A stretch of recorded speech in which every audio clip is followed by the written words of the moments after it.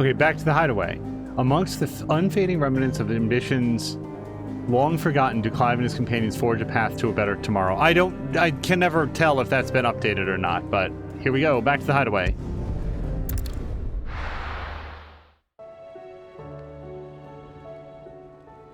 Mid says Odin split the sea in two. She's always been partial to a tall tale. But there's tall, and then there's tall. I struggle to believe it myself. I see your uncle isn't with you. He stayed with the Enterprise. After our brush with the Einherjar, she was in urgent need of repair. And my uncle knows a shipwright in Randalar. We're to join him there when we're ready to sail for Ash. You sure that's wise? Last I heard, the place was still overrun with Akashic. Show me a city where that isn't true. Ultima's plague is spreading. We're running out of time, aren't we? We've done our best to shore up the Hideaway. But I doubt a few planks will stop what's coming. Still, we'll keep at it. Every little helps, I suppose. Let's hope so.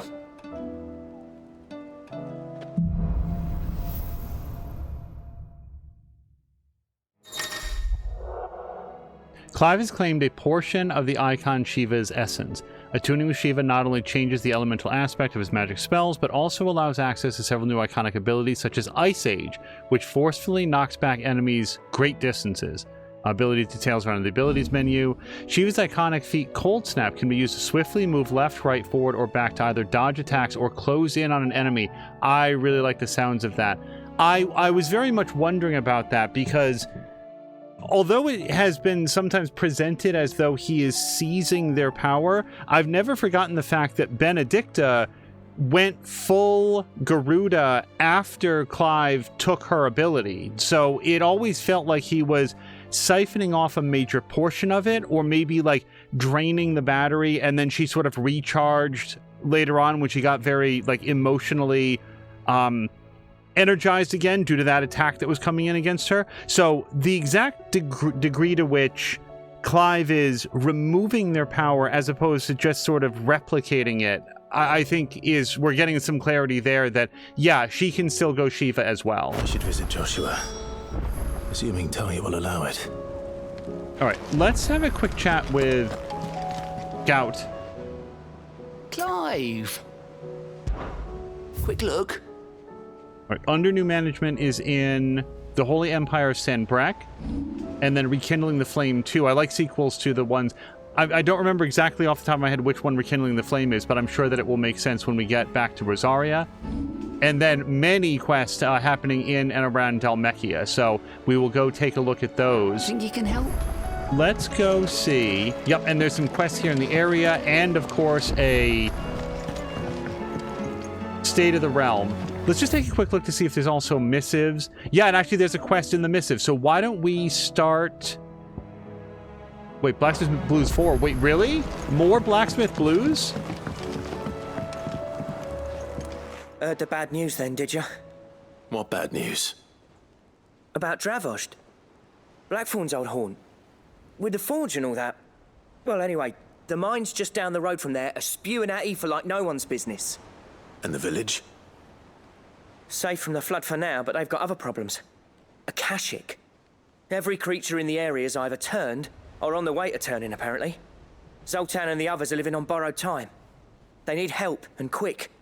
Doris sent a few curse breakers to keep an eye on things, but there's only so much a couple of scouts can do. Except get eaten.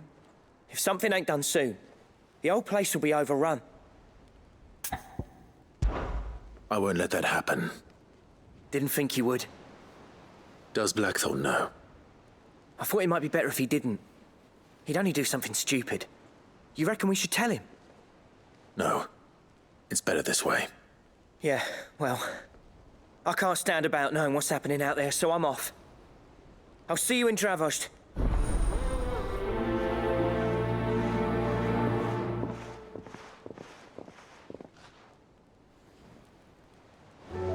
All right, and as with any quest that starts off that urgently, why don't we go head there right now?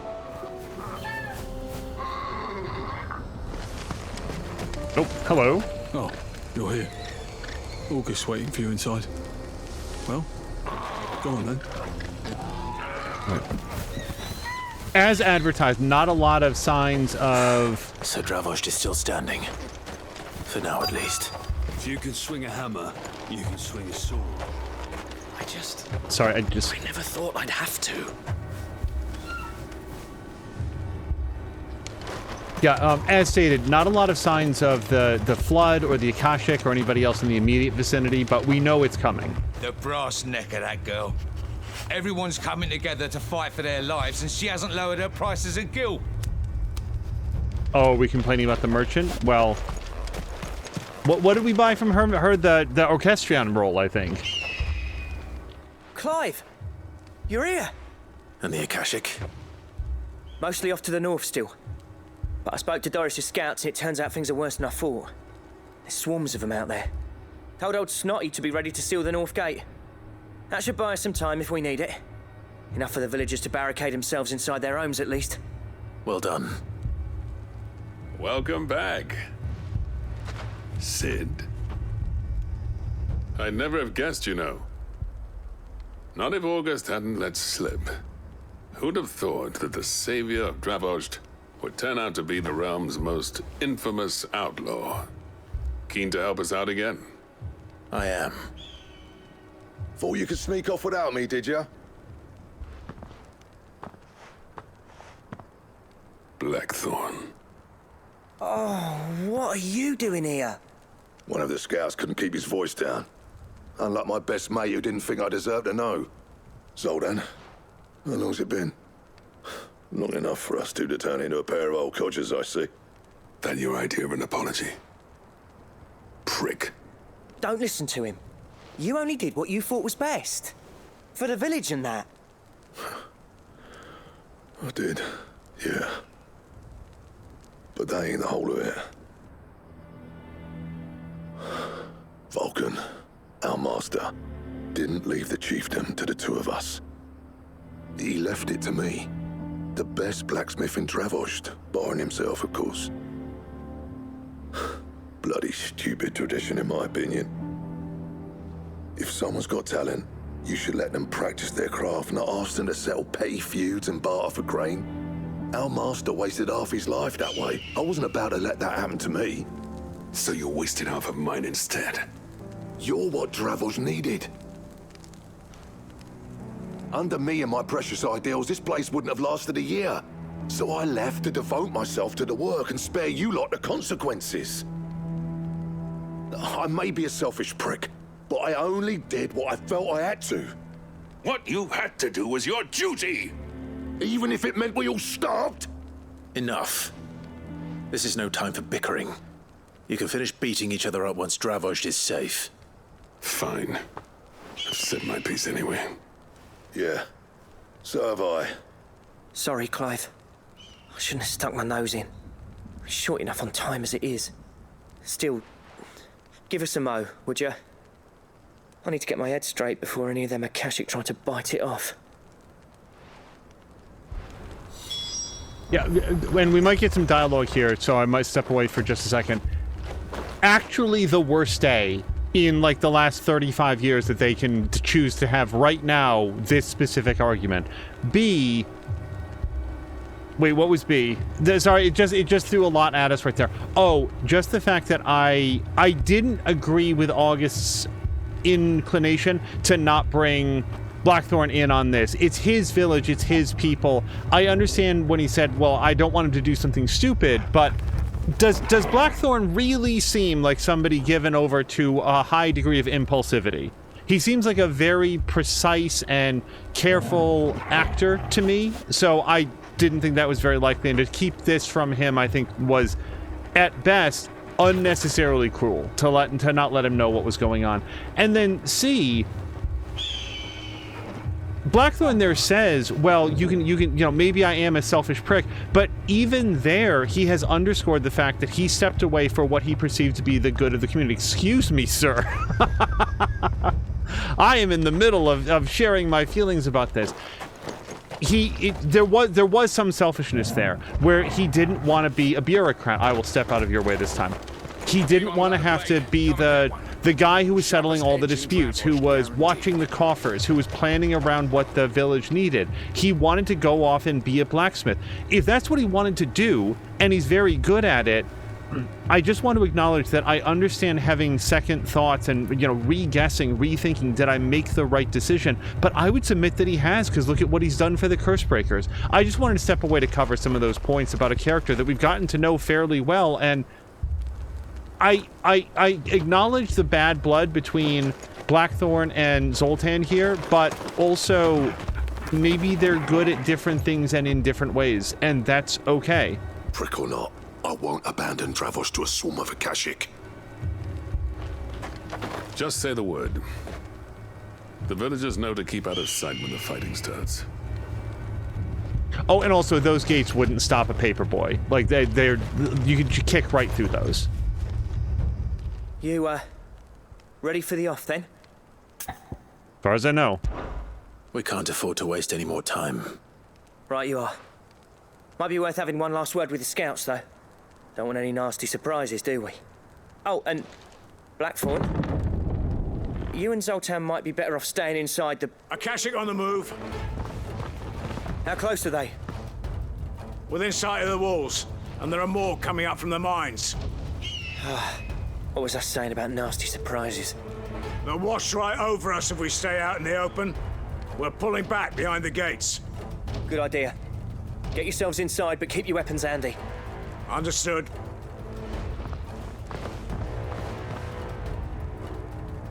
I'm prepared to fight if I have to. Well, let's hope you don't. That's our job. Once the scouts are inside, order your men to barricade the gates. No heroic last stands, you hear me? No fighting at all if you can help it. August's right. I've seen what Akashic beasts can do to armor. The people here are tough and willing, but they ain't equipped to face what's coming. I'm going out there. Start work on the gate as soon as I've left. I'll give you as much time as I can. And if they kill you? You evacuate. But it won't come to that.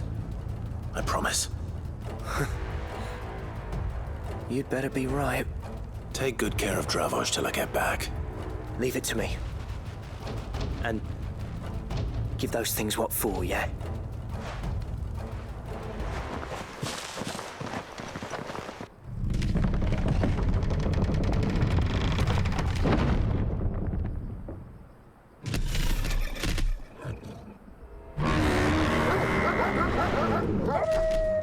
All right. Which one of you's first? Why not all of them?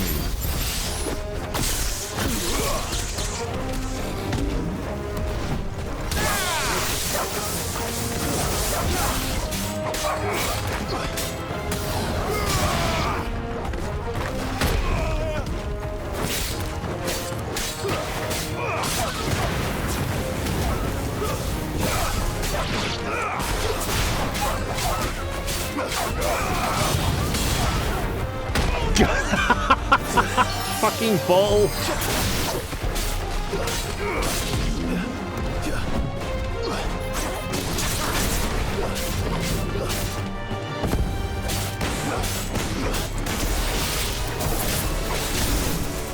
Too slow.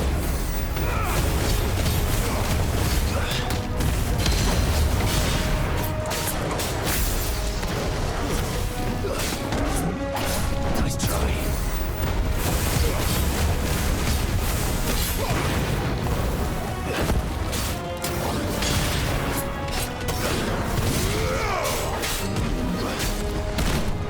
I should not be pinned against the wall this way.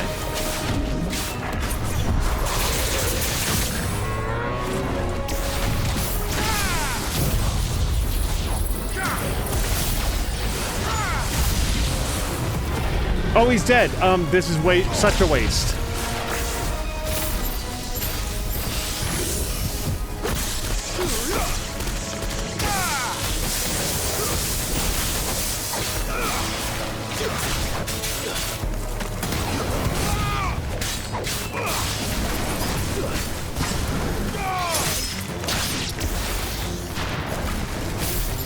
Oh, hold on.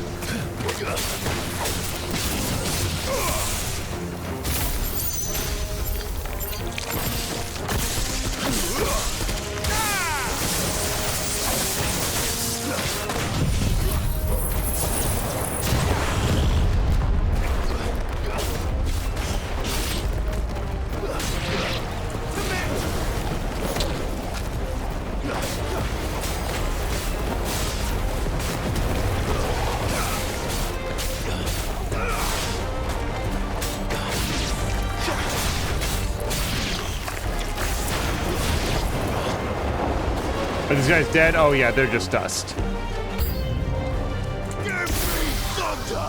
Hold on. We're too far away. My bad.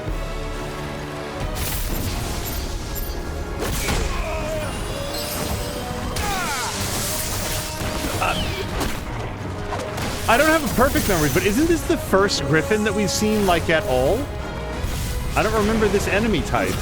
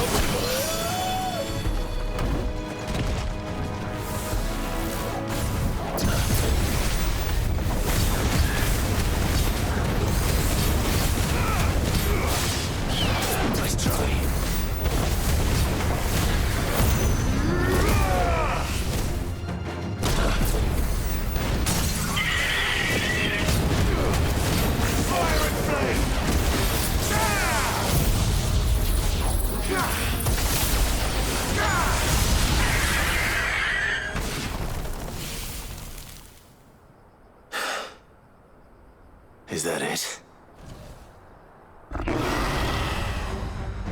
Apparently not.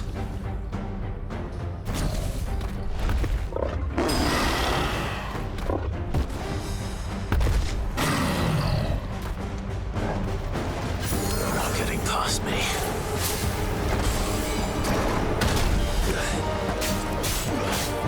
To me, boy!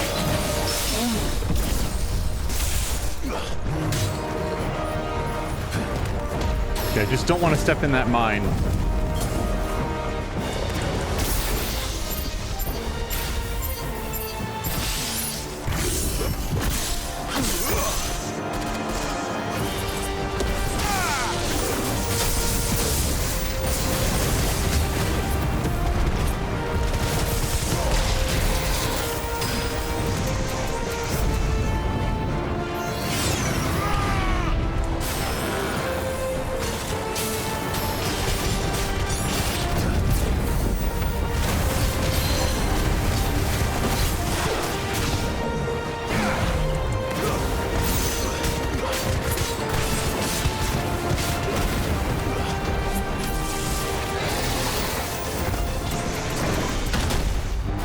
Wait, hold on.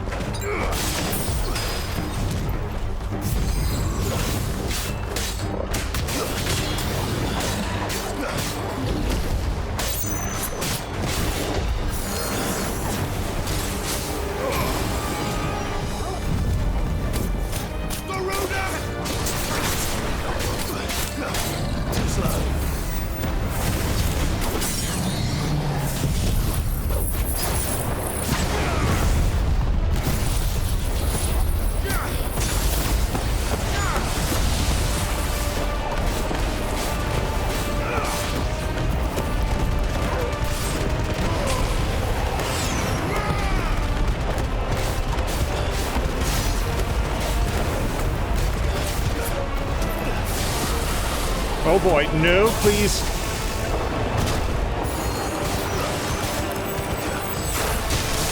Dude, this is making me think I really need to get into those Shiva powers to do that dodge.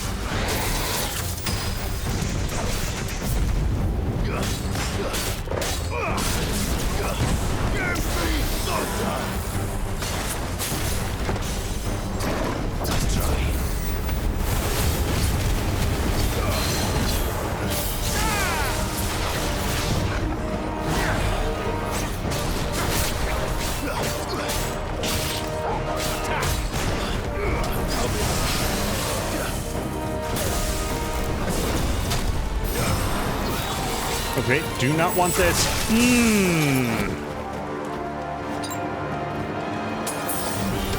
me, boy!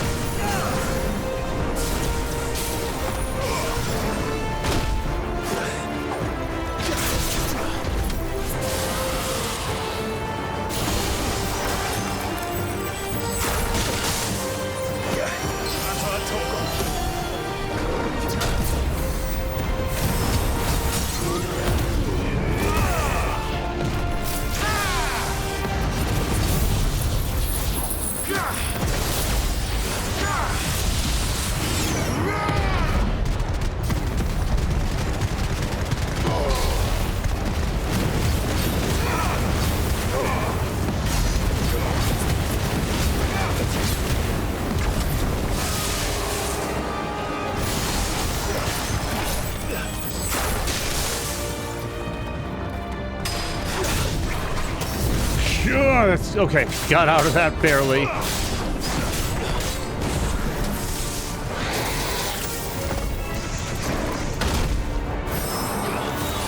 There's a good boy.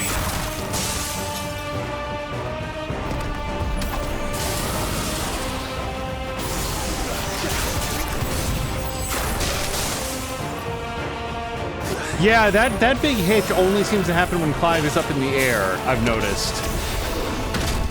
Okay. I needed that.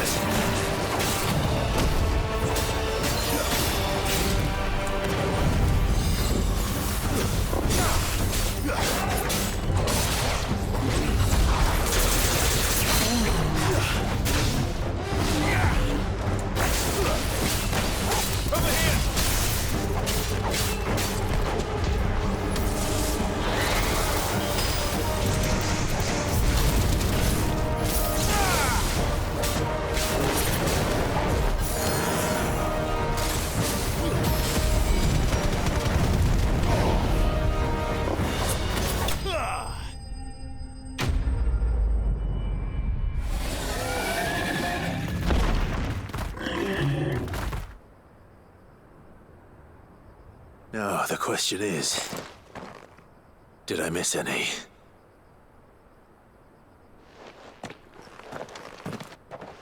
Man alive! You're still in one piece! I slew as many as I could. As many as I could, he says. The old bleeding lot, more like it. Well, almost. Only almost. Yeah, one or two did try to sneak over the wall. But we got the bastards, don't you worry. Good. Though you do know, more will come in time. In time, yeah. But we can think about them later. Let's get you back inside.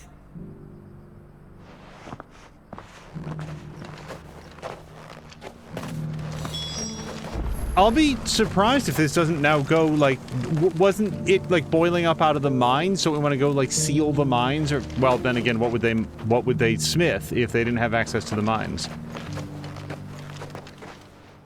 Sid, you're even more fearsome than your reputation. Enough to give those Akashic monsters nightmares. I almost felt sorry for the wretched things. But mostly, I felt grateful. Dravoged won't forget what you did today. I'm afraid I've only delayed the inevitable. There's no getting rid of that ether flood. Meaning that any living thing which stumbles into those mines will end up clawing at your walls again. And that's if the flood don't spread. If it does, well, I hate to say it, but the village's days are numbered. That may be, but we're staying just the same. With ether floods springing up all over, it's no less safe than anywhere, and more importantly, it's our home. We'll fortify the gates to the north, and I'll see that they're guarded day and night. All right. Then we'll give you a hand shoring up those defenses.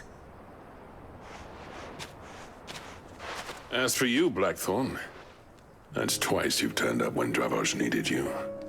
So, thanks. I shouldn't have stayed away so long. And I shouldn't have left without talking it over with you first. Too bloody right you shouldn't. Though I doubt I'd have listened. I always envied you. How you made everything look so easy when, for me, it was anything but. You leaving gave me the perfect excuse to hate you. And from that day on, I never once stopped to wonder what it would have been like if you'd stayed. But what you said earlier, it was true. You'd have been the death of this place. Finally, something we can agree on. I hope you see the sense of it eventually. You kept this place alive. Alive, perhaps. Wealthy even, but Dravoj isn't what it once was. Our work used to be the pride of Dalmekia. Now, we churn out the same rubbish day after day because it's easy and turns a profit. It's not about the craft anymore.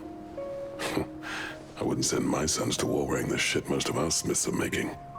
I've kept working, honing my skills, trying to lead by example, but no one sees the point. The average castle apprentice has as much passion for the craft as our current lot. Come back to us, Blackthorn. Remind Dravost what a true master blacksmith looks like. I'll even man those bellows of yours if it means we can work at the same forge again. That's a kind offer. Kinder than I deserve. And I wish I could accept, but I'm needed elsewhere. There's people who trust their lives to my steel, and I daren't let them down. Fair enough. But that doesn't mean I couldn't visit from time to time. Let's see if we can't rekindle this town's passion for the craft, shall we? I'd like that. Just be sure to tell Snotty to let me in the next time I come calling, yeah? Knowing him, he'd let you in anyway. Blackthorn. The Master Smith turned outlaw, back in my good graces. I never thought I'd see the day.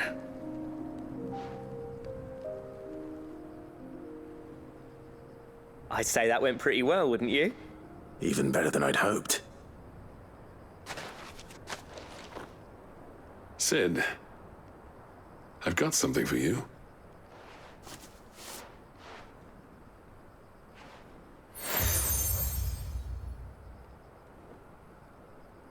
And this is? A token of our lasting gratitude. But I'm of a mind to make you a far grander gift. Designs for a certain sword have been passed down from chief to chief for generations. Now hold on, Zoltan. There's a reason no one's made that blade in centuries. There's not been a craftsman equal to the task.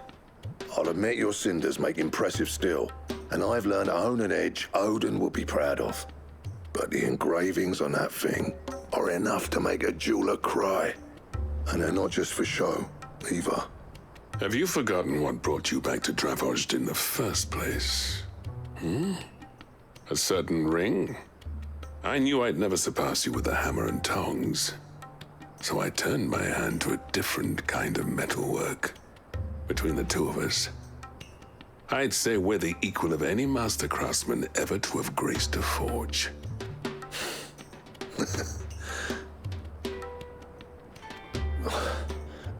You know what?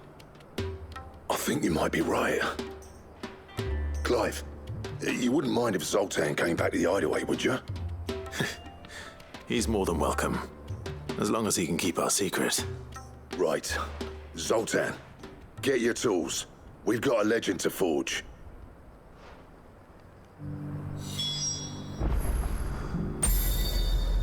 With a little help from Blackthorn, I don't see why we can't restore Dravost to its former glory. Barring ether floods, that is. Well, I just want to see if we can talk about everybody before the timer wears down. I'll tell you what, Clive. If we pull this off, it will ruin every other sword you've ever held. I'll get him back to the Hideaway. Don't you worry about that. Oh, yeah, no, I'm going to meet you there right now. I just wanted to see. Okay, that is actually in the post. I didn't know if it was floating. All right, back to the Hideaway.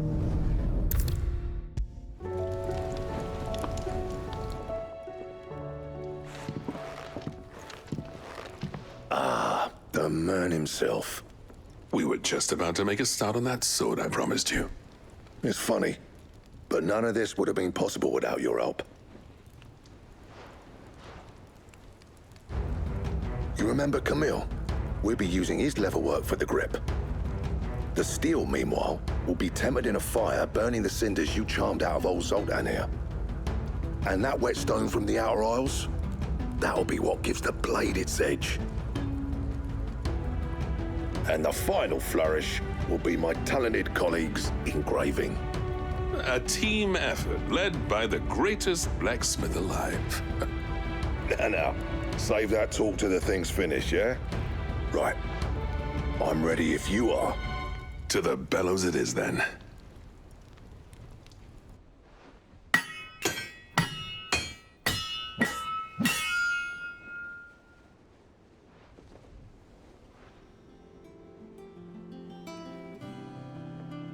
Well, bugger me. We actually did it.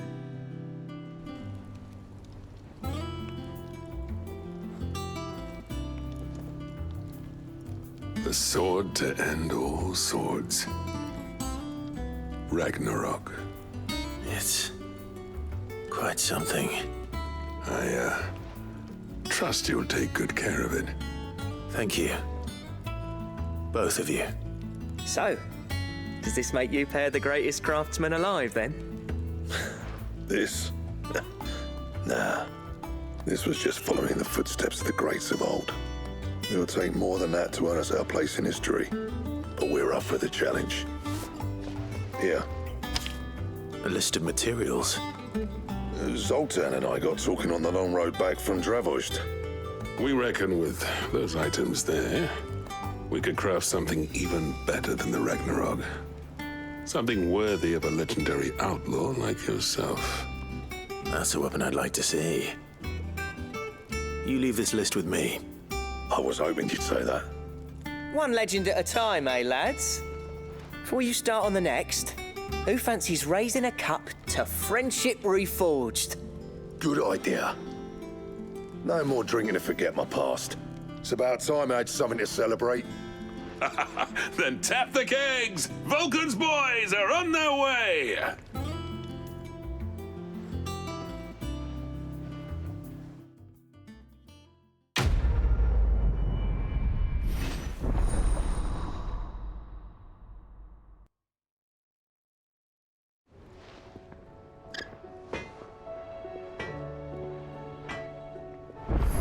All right, probably the easiest way to check the crafting recipe is to talk to Blackthorn there, but there's a couple things we want to do in here. First of all, I want to equip, what's it called? Ragnarok. Yes, because we're currently on Runeblade +2, so Ragnarok is going to be substantially better, 30 points better in attack and similar, yeah, for stun. So that's a pretty good upgrade. I don't think that we have anything better else wise. Wait, am I still... What do I have equipped here? Does it show? Is it marked? Wait, we have Wages of Warcraft. We have Belt of Metal. Belt of Metal, like, surely we have something better than the defense +30. Like, not that I'm mad about that, but did we ever get, like, a better defense thing? Direwolf Jess would be combo damage by 5%. It's fine, I guess. Caval's Fang. Slightly increased Torgal's attack potency.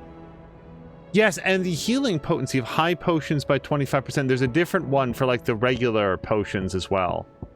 All right. Yeah, I don't know. I still feel like I'm pretty cool with the stuff that we've got.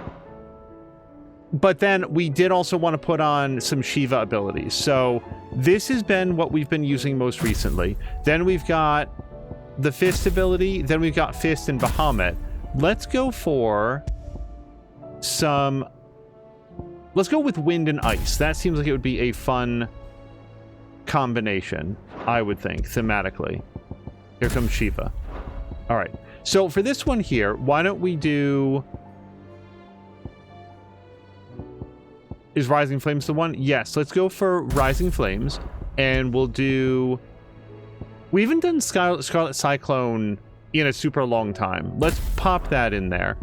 For this one here, I'm going to go back to Gouge because I really like it. And then Wicked Wheel was...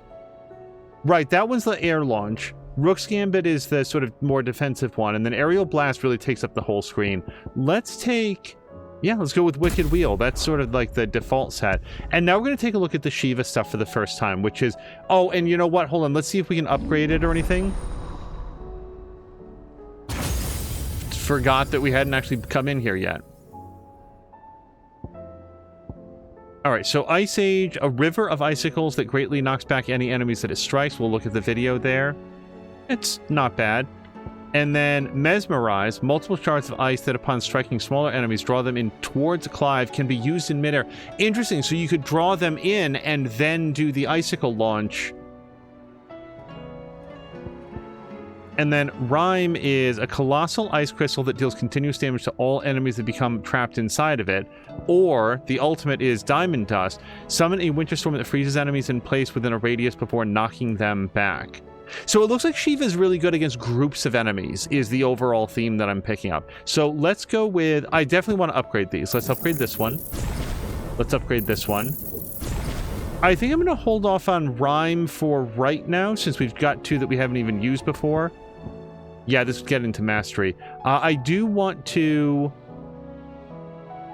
learn... But then again, I've got the ones full, don't I? So I guess we'll wait for a second. And then... Oh, Cold Snap is the ability to, like, zip around. I do think that we want to master... What exactly does Mastery do in this case? Increases permafrost duration. Precisely dodging with Cold Snap freezes all enemies within a radius. This is noticed. Oh, this is permafrost. So precisely damage an enemy attack with Cold Snap freezes all enemies within a radius. That's permafrost. Permafrost duration is determined by the strength of the enemy attack dodged. Well, I don't see any reason not to upgrade that. And that actually brings us low on ability points, which is good. It means that I feel good about all of the points that we've... Oh, the fact that we have that ability to max out the amount of ability points that we get. Okay, and I am using Ragnarok, yes?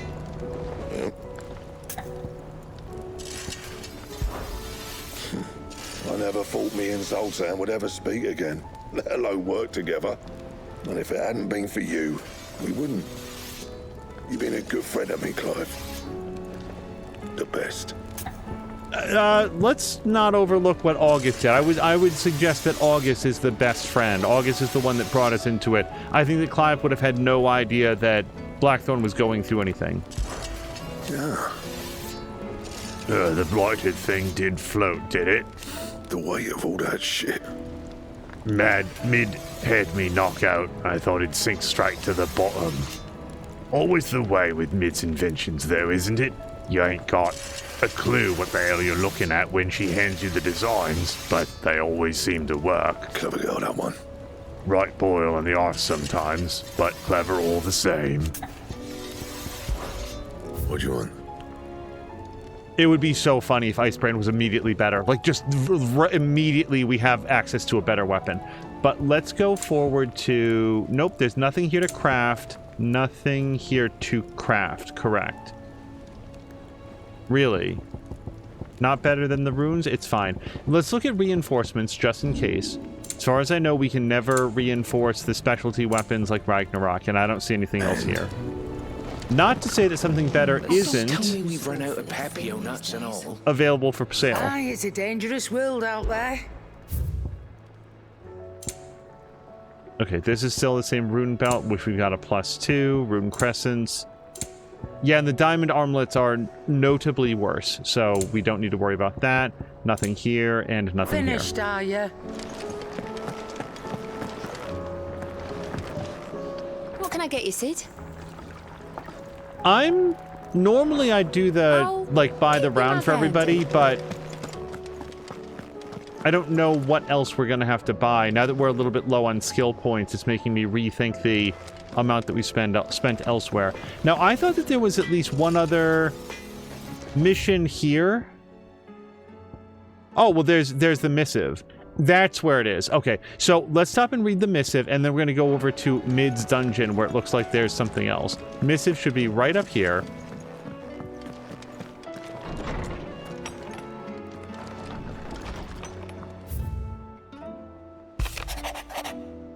Sir, I and the other Cursebreakers have grown concerned regarding the well-being of our captain. Despite the apparent unrest her recent investigations have visited upon her, Lady Doris refuses all offers of assistance.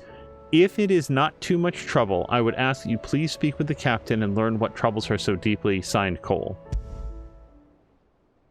There's no way of knowing if Doris will confide in me, but I can speak to her at least.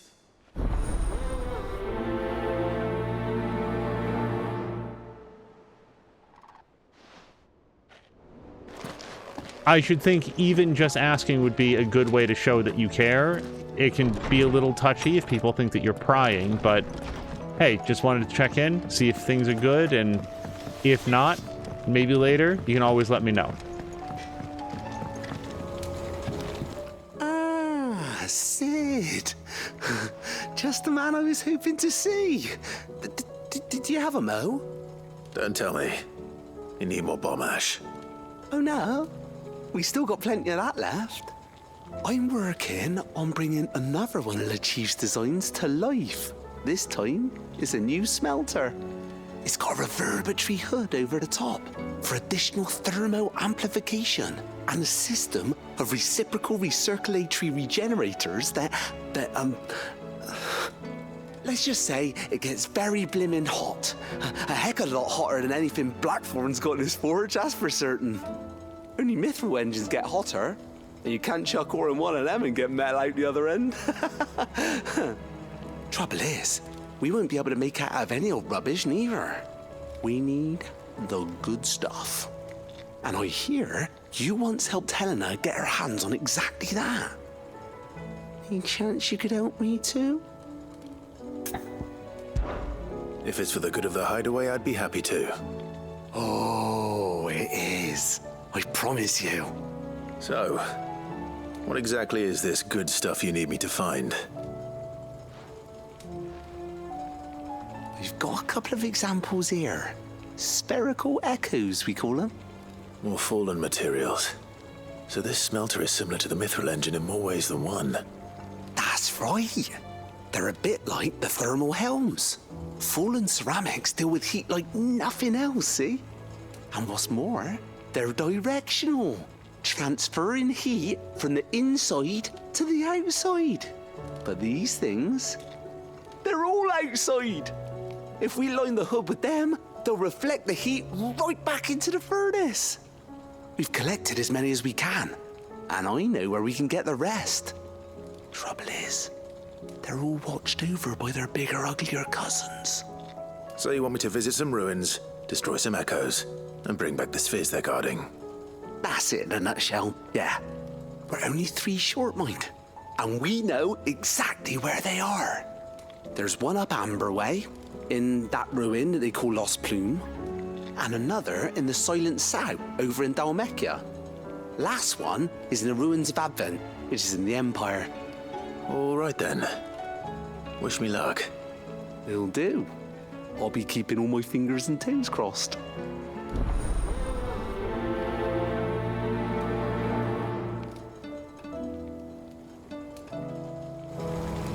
Okay. Anything else here in the Hideaway before we head out? Well, there's somebody to talk to right there, and the hunt board doesn't look like it's got anything, and we'll probably save the State of the Realm until we've wrapped up the side quest, but we definitely know that we've got a lot of other side quests, and this one that we just picked up, Even Weirder Science, looks like it's going to be taking us to a variety of different locations. So what we'll do is probably hit up the side quest for each of those in the order that we visit them, and yeah, we're going to save on talking to Joshua. Hopefully Joshua is doing well.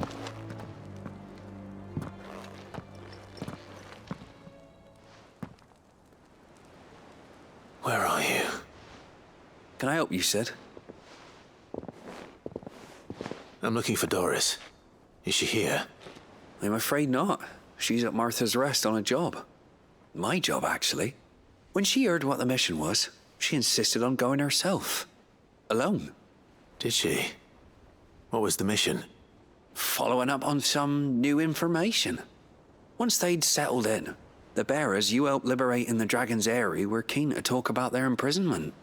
And about their captor. The slaver Cole's team were tracking when they were attacked by the Beastmen. I'll go and find her. She's at Martha's Rest, you say? If she's not moved on already, yes. I hope everything's all right. Why would Doris insist on going alone? Maybe Cole was right to be worried. I would have gone to Martha's Rest with Doris, but she ordered me to stay behind. And I'm not about to start disobeying orders.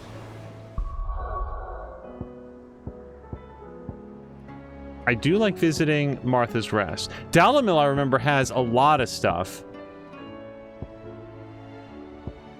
I'll tell you what, let's follow up with what we know.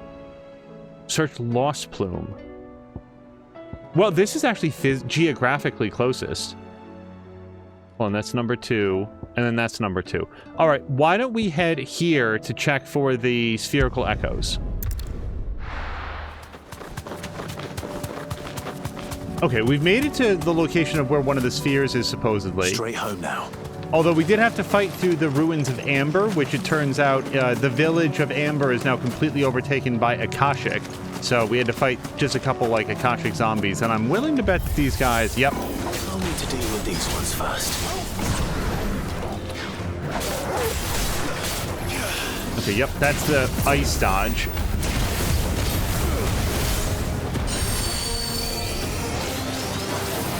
Oh, this is new. Have we seen it do this before? I was expecting the big twin blades. Yikes.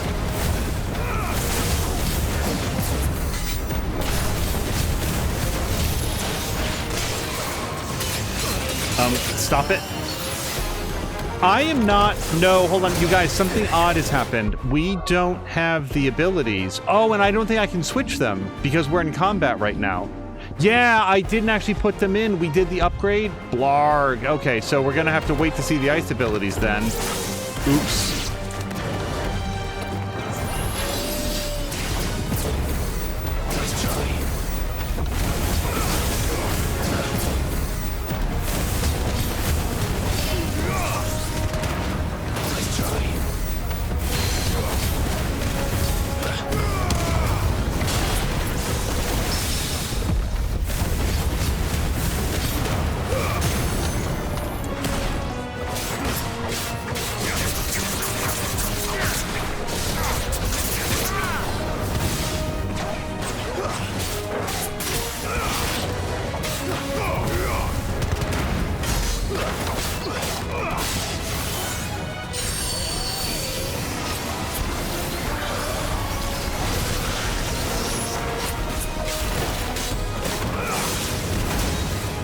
Okay, I don't think I can take very many more of these.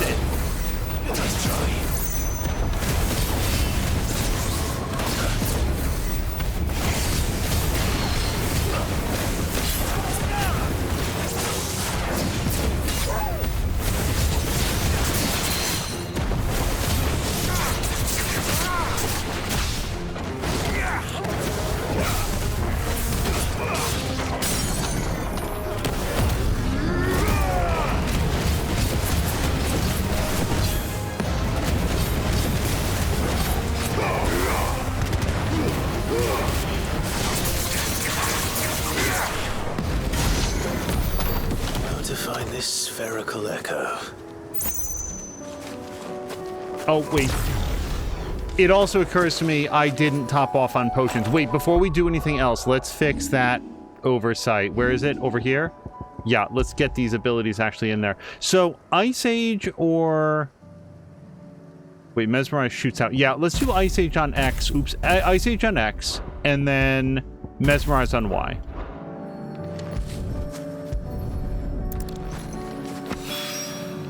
This is it. Right then. Just two more to find. All right. That's one of the spherical echoes, but checking on the map here, does now look like there's a quest available or possibly two at Martha's Rest, so we're going to head right up here. The world seems to be changing so fast lately I can hardly keep up. But what I do know is that there's more bad news than good. You can tell that just by looking at people's faces. Lady, you are preaching to the choir. Want to know how to tell if the world's going to rack and ruin? Look for busy bladesmiths. That and the pallid reddish skies. Also an indicator, harbinger of bad times. Oh, yes, let's please potion up. Anything catch your eye? Let's see. Yes, alright, so we're gonna... Oops, nope, max out on these. Much obliged. And this. Thanks very much. And we still have our Bring You Back to Life. Wait, do we get to carry two of these? Oh, no. Right, I have like a Bring You Back to Life tonic. Maybe that's only available at one particular merchant because I don't see it here. Take care out there, eh?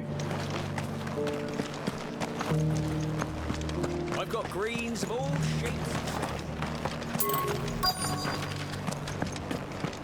I don't think... I do see that indicator over there, but that seems to be for a different quest. It doesn't still hurt, does it?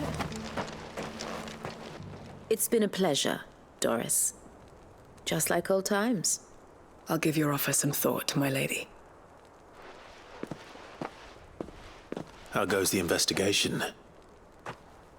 Sid, what brings you to Martha's Rest? You.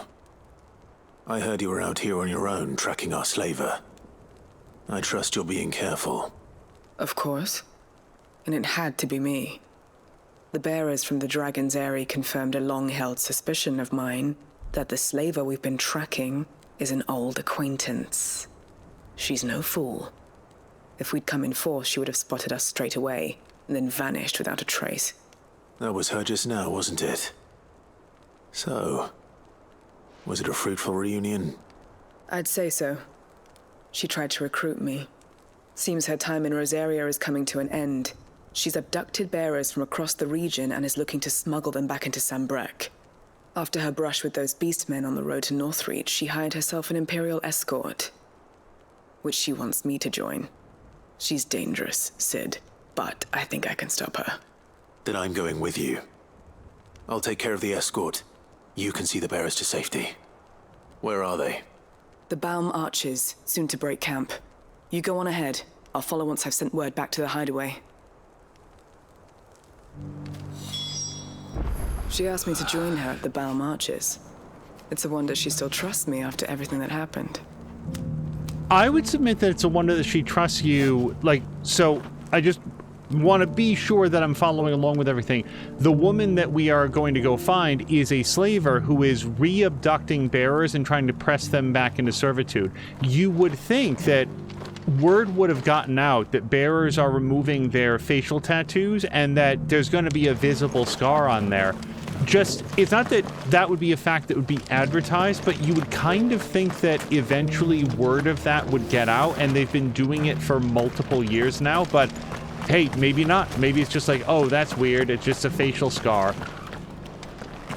Before we leave this area, and believe me, I love hunting down slavers, but since we're right here,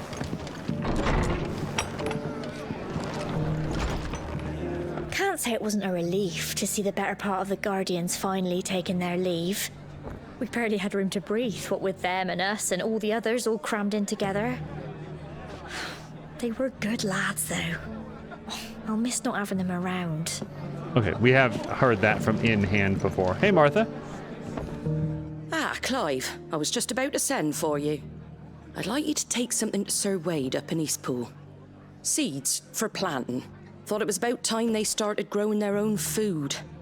I'll keep providing them with whatever they need in the meantime, of course. But if Eastpool's going to survive, it's got to be able to fend for itself.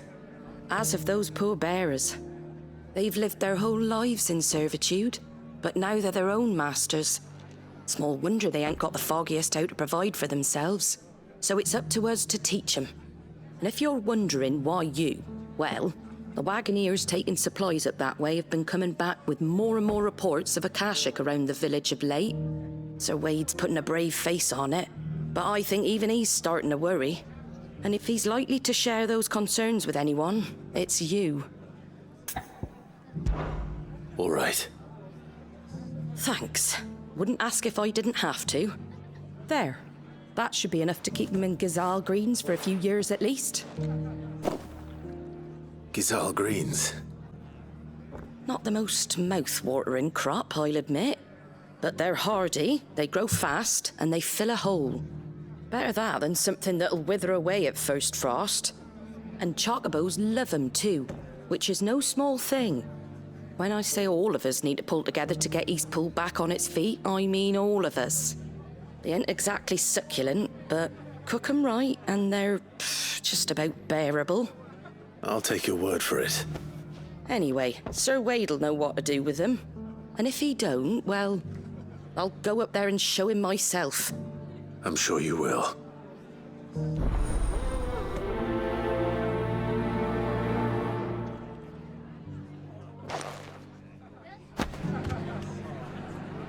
Checking off on things that I'm concerned I will forget to revisit as we talk about the game later on.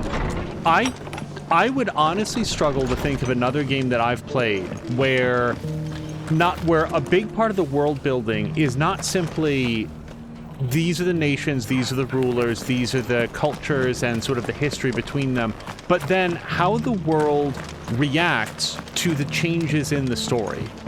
The most thoroughly realized worlds that I've ever seen, I'm like in a video game, I'm trying to think of another example where it was, then you revisit those same areas later in the game, and whether or not there's a lot of visual differences, the storyline continues to advance the story. Like specifically, here we know Sir Wade, we know his group of people, we know that they are resettling Eastpool, but now that storyline is being revisited by, oh, and by the way, they don't know how to grow crops. They've never had to do that. Oh, look at how close this is to where we were. Yeah, let's actually go down here and see if we can get on the path there. Yeah, it's the fact that it's a side quest that we did. We reached a resolution on that side quest, but now there's a second part that is unlocked in response to other changes in the world, and it's saying, oh, hold on, I went a little bit too far. What would be the logical next step for that? Wait, can we even get there from here? Yes, we can. Okay. I'm just going to go on the lower part of this aqueduct-looking bridge. It's probably just a bridge. And I feel like a lot of games are, and I'm not trying to knock other games, I'm just saying that like this game really does seem to be doing something more elaborate with it, where it built the world that you start in, but now it's continuing to consider how that world would change in response to the major events. I just think that's really cool. Good. They haven't broken camp yet. How did Doris come to know a slaver, I wonder?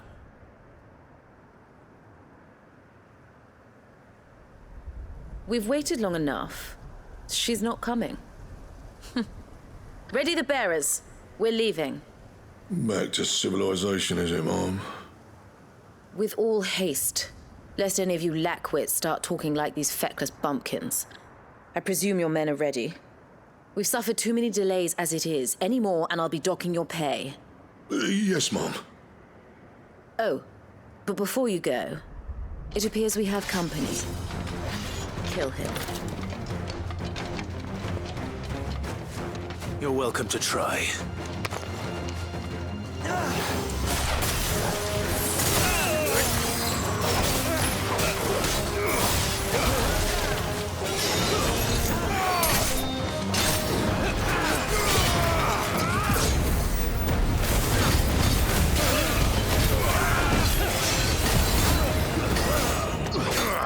Don't.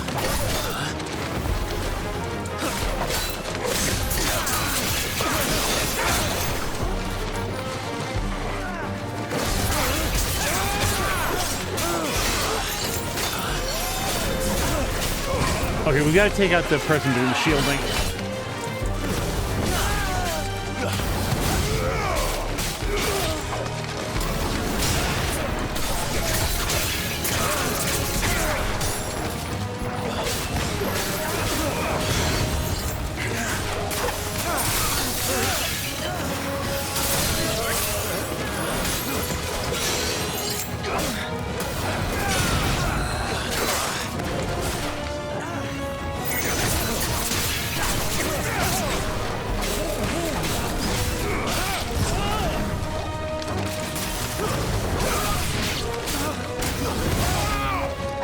Oh, damn it. I don't know how I missed every single one of those. Hold on.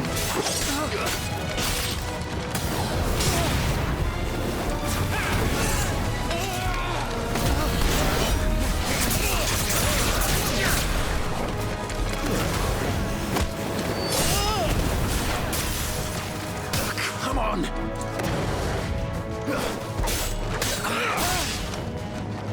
Stay down!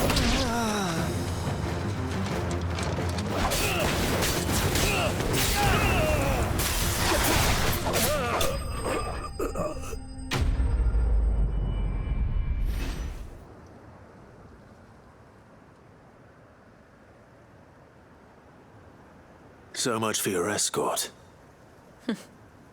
You'll forgive me for not avenging my men. I'm not the swordswoman I used to be. I surrender. Do with me as you wish, Sid the Outlaw. Sid! Ah, Doris. I take it you're not here to rescue me from our brooding renegade? You know, I always wondered where you'd vanished to. But casting your lot with this criminal of all people, Better fighting for a cause than killing for coin. I'm sorry, Sid. I should have told you sooner. This woman, my former master, once trained bearer children to be weapons in service of the highest bidder. She raised me like a daughter, and I did terrible things to earn her favor. It wasn't all terrible, surely. We had our fun, too. You were always so eager to learn, and had such clever hands. All my other children took either to the blade or to the books. Always either or. But you proved yourself a master of both. That's why I kept you for my own. How about it, my little dagger? Care to swear that blade to me again?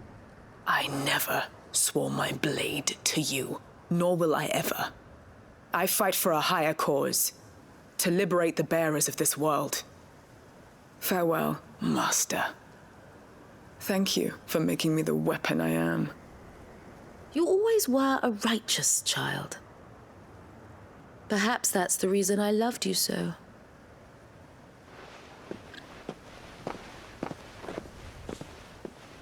What's happening now? What do you want to do with her? I am not the killer she wanted me to be. Not anymore. And she no longer has friends in high places. The Dame does, though. Her connections at the Imperial Court will see that justice is done. All right. If you're certain. I am. And thank you for everything. Now, I better let these bearers know that they're safe.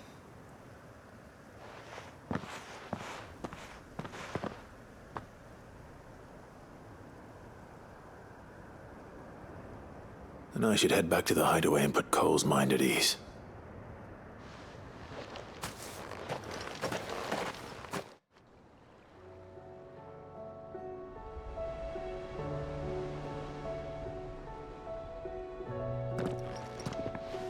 Welcome back, Sid. Doris's message just arrived. I hear you saved more bearers from being smuggled across the border. With any luck, they'll be joining us in the Hideaway shortly. Oh, and your letter. You don't need to worry about Doris anymore. I'd been hoping as much. She mentioned one or two things in her report. So the slaver we'd been chasing all these months was her former master. Wish I'd known. She's been arrested, by the way, over in Sandbreak. Went quietly, or so we're told. And she won't be getting off lightly. The Empire may have no love for bearers, but it's none too fond of black market traders either. Can't have been easy for Doris. I'm sure it wasn't. But don't worry. She'll be all right. I hope so. Suppose you should know, eh? You had quite the past yourself before you came here, or so I understand. Anyway, thanks again, Sid. The Cursebreakers would be lost without Doris. And you, of course. Keep up the good work, Cole.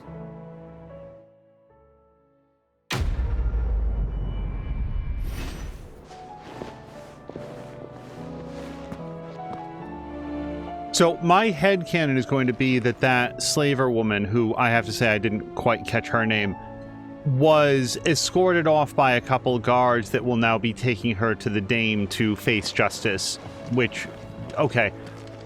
My thing is, there's no doubt about her doing what she's accused of having done. She didn't even seem particularly apologetic about it. I would have allowed Doris her opportunity to say whatever she had to the slaver woman there, who like grievously mistreated her, treated her like a daughter while training her to be a weapon, all of that. And then when she was saying like, well, I'm not the killer that she always trained me to be, my response was, oh, no worries, I am. I would have taken her head off of her shoulders right on the spot. Not long, not prolonged, not torture, just she's done. And then we all get to move on with the rest of the bearers' lives. Like she would not have walked away from that. Now, I am a big believer that Doris there should ultimately get to choose what the punishment is. And if the way that she has chosen it is that she's going to go face trial for the things that she's already confessed to, okay, I mean, I think that that's probably a smarter and more humane thing than my instinct is, but yeah, no, that would have been a hard end to that woman. And from there, moving on, we're here in Eastpool, where we're going to meet up with Wade and give him the seeds to help these folks start growing their own food. Ah, Lord Rossfield. What brings you to Eastpool? A delivery from Martha.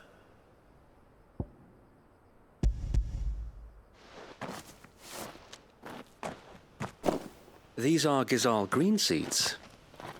Martha's keen to cut the apron strings, then, is she? I jest, of course. You see, I had thought we might be able to revive the old wheat fields, but they'd long since gone to seed, only without the seeds. Martha was hoping you might be able to show the bearers how to plant and tend these, so that they'll be able to fend for themselves. That's not a bad idea. These bearers had only recently escaped their bonds before we brought them here.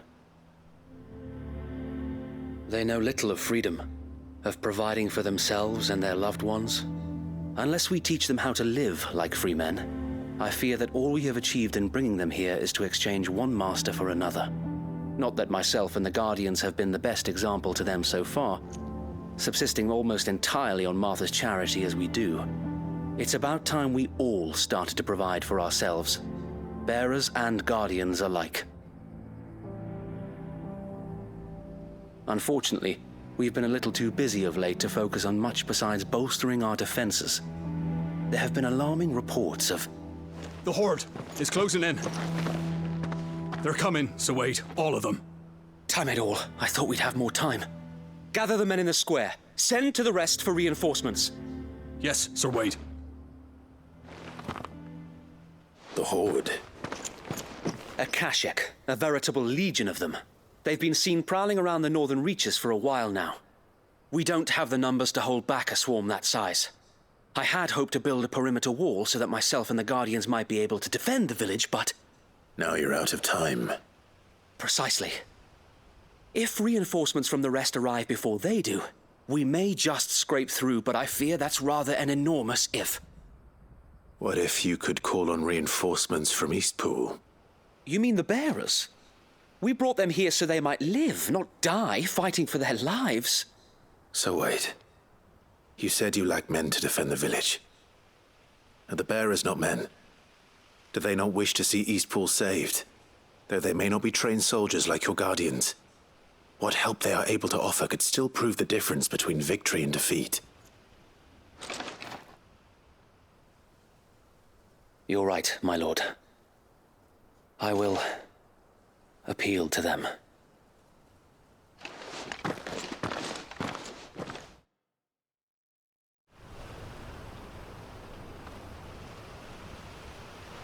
My friends, I humbly beg your aid.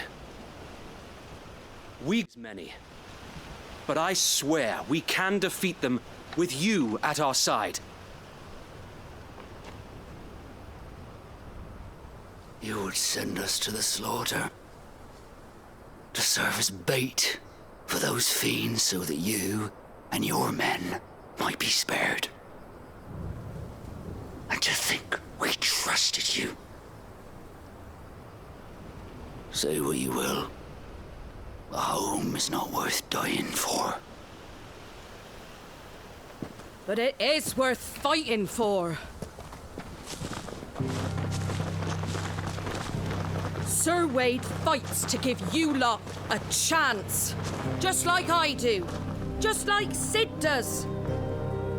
We all wanted to give you a home where you could be free. And you got one, didn't you? This place, Eastpool. This is your village. Your home. And if you don't fight to protect what's yours, you'll lose it. You know I'm right. This world wants to take everything from you. Everything. Your homes, your freedom, your very lives. So then, are you going to stand by and let that happen to you? Are you going to accept fate like good little Bran did and die, having never stood up for yourselves? Or will you fight like free men and women?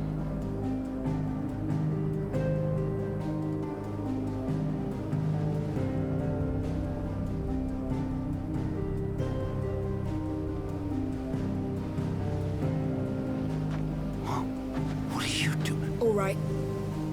Give me a sword. I never dreamt I'd have a home of my own. And now that I have, I don't want to lose it.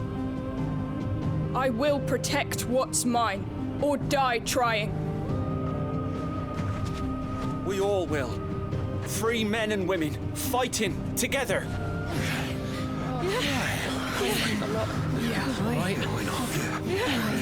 For Eastpool! For Eastpool!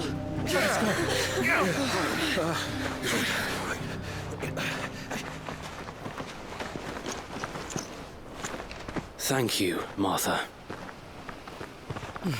Don't mention it. Just promise me one thing, that you'll show them how freeborn fight.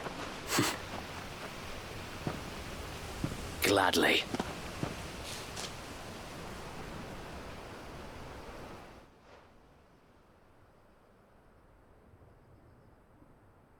Well, if it was numbers you were lacking, you certainly won't be now. Thanks to you. Me? Oh, I just love the sound of my own voice. Lord Rossfield, my lady, we're ready. So what's the plan of action?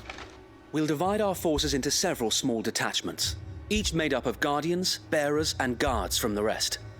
These will position themselves at strategic points around the village. Upon engaging with the Akashic, each detachment will keep the creatures occupied as best they can, steadily retreating all the while. You're going to lure them into the village? I am. We will have neither the time nor the resources to treat the wounded, so injuries must be avoided at all costs. Instead, we will focus purely on defense at first. By coordinating our withdrawal through the use of messengers drawn from among the bearers, we will aim to have the swarm converge at a point of our choosing.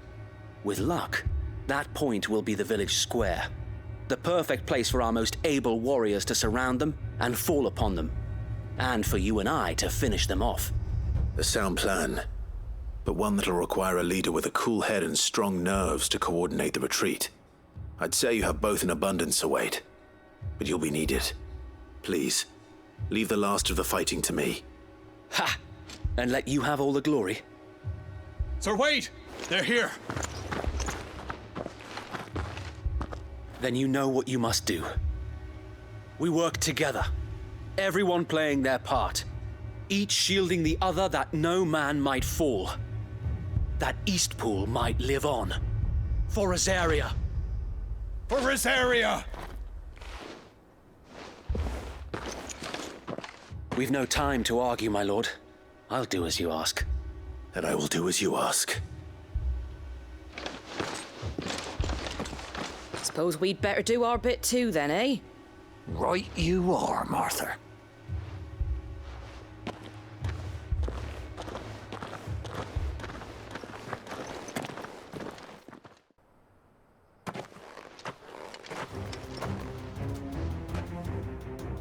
The calm before the storm.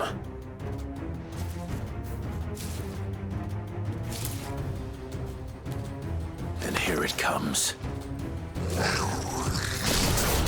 Let this village fall.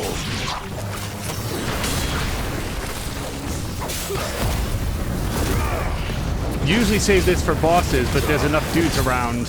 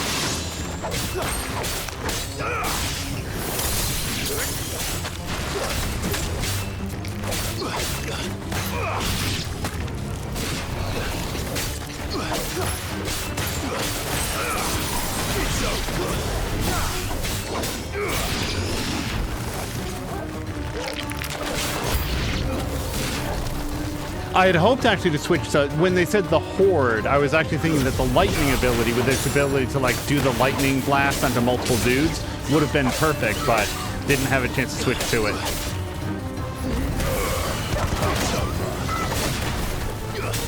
Help me, boy.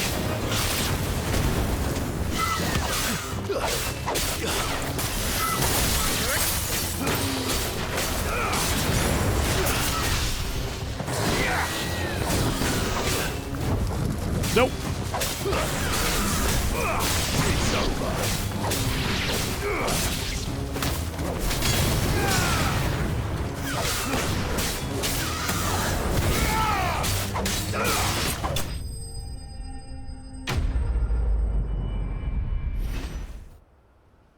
Looks like that's the last of them. Lord Rossfield, change of plan. What is it? Owl from the rest. An Akashic curl's been sighted on Rhiannon's ride and is headed in their direction. Well, the better half of her guard is here. So Wade, how many Akashic remain in East Pool? Hard to say. My men are still facing some resistance, but I think the worst is behind us. I could order a detachment or two to fall back and... No. Let them finish the job. You stay here too, Sir Wade. Your men need you. I'll go after the curl. Join me only when East Pool is won. If you're sure, my lord. May the Founder protect you.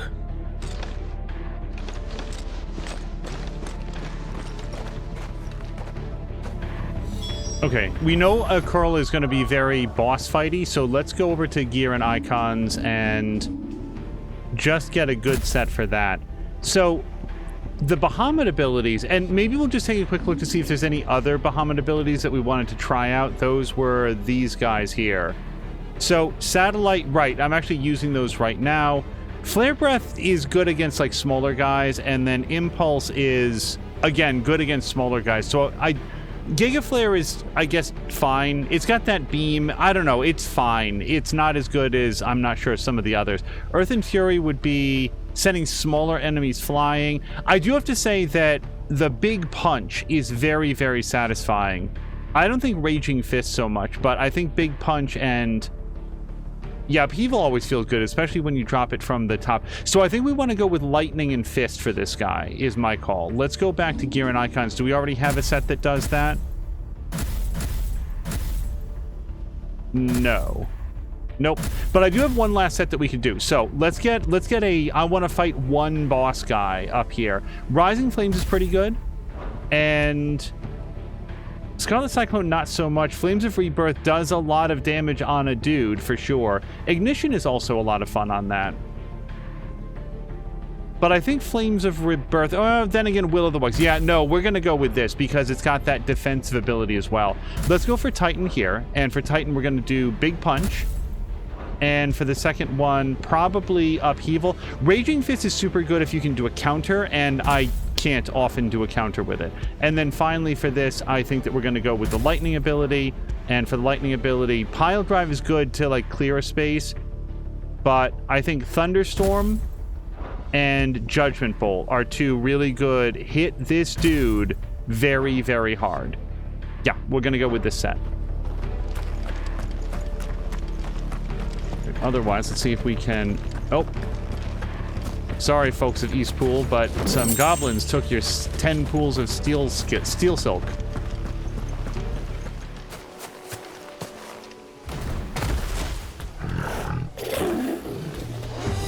There it is. With me, Torgal.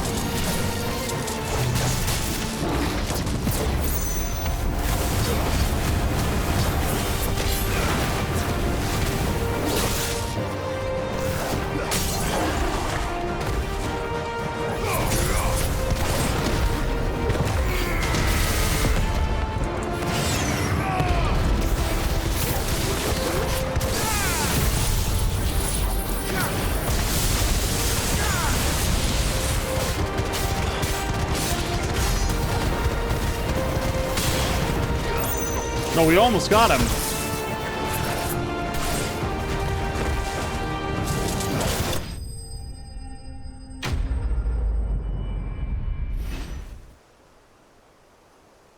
All right. Back to Eastpool.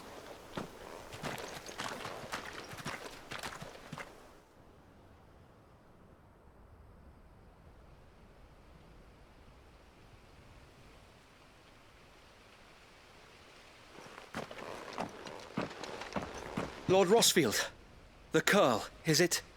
It's dead. Thank the Founder for that. And for you, my lord. We were able to eradicate the rest of the Horde. I have guardians posted around the village to keep watch for further attacks, but all seems quiet for now. I hesitate to say it, but I think it might be over. I think it might.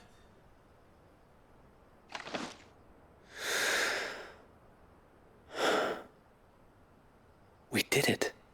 We saved Eastpool. Thank you, my friends. Thank you. No, Sir Wade. It's us who should be thanking you. You brought us together. Showed us what it means to fight for what you hold dear. We never had nothing to call our own before. We didn't know what it meant to protect it, but now we do. We really do. Forgive us, Sir Wade. You and your people saved us, and still we doubted you. But there's no doubt in my mind anymore. We're free men now, so we have to start acting like it. We have to fight to protect what's ours, to protect Eastpool. And we shall. We all shall. Together. This is our home. And if anyone or anything tries to take it away, they'll have us to answer to. Come on then. Let's get to work. This village isn't gonna rebuild itself.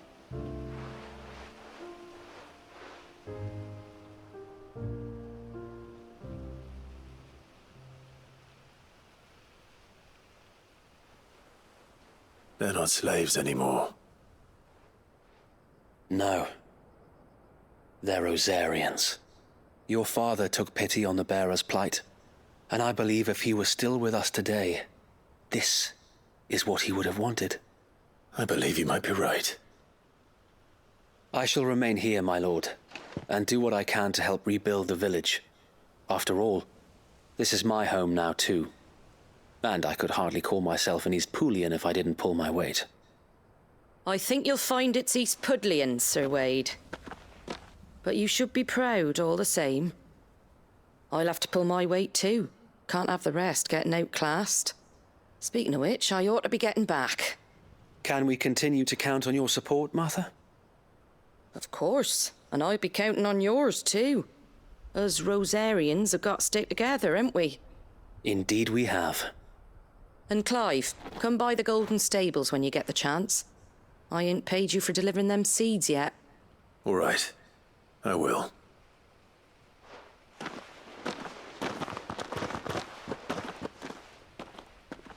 Lord Rossfield, do you remember our very first mission together? Clearing the goblins from the Stillwind Marshes? How could I forget?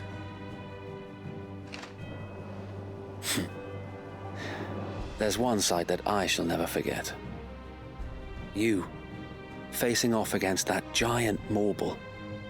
Not a trace of fear on your face.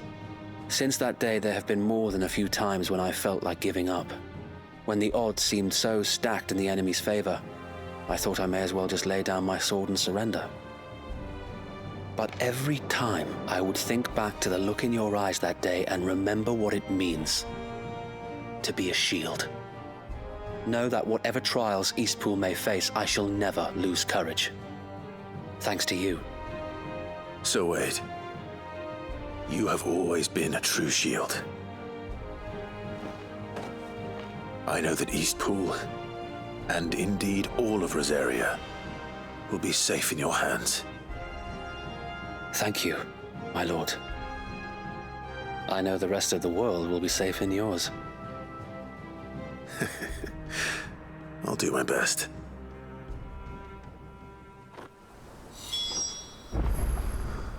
Thank you again for all you have done for me and mine, my lord. You may rest assured that Eastpool will be safe in my hands. Thanks to you. All right, let's head back to Martha.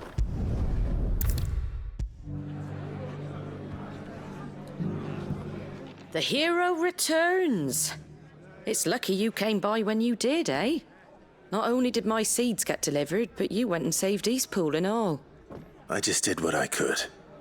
And it's only right that you get rewarded for it. Take it before I change my mind. Thank you, Martha. So, Eastpool's finally back on its feet again. And a home to free bearers. Who'd have thought we'd see the day, eh? Well, it was your idea.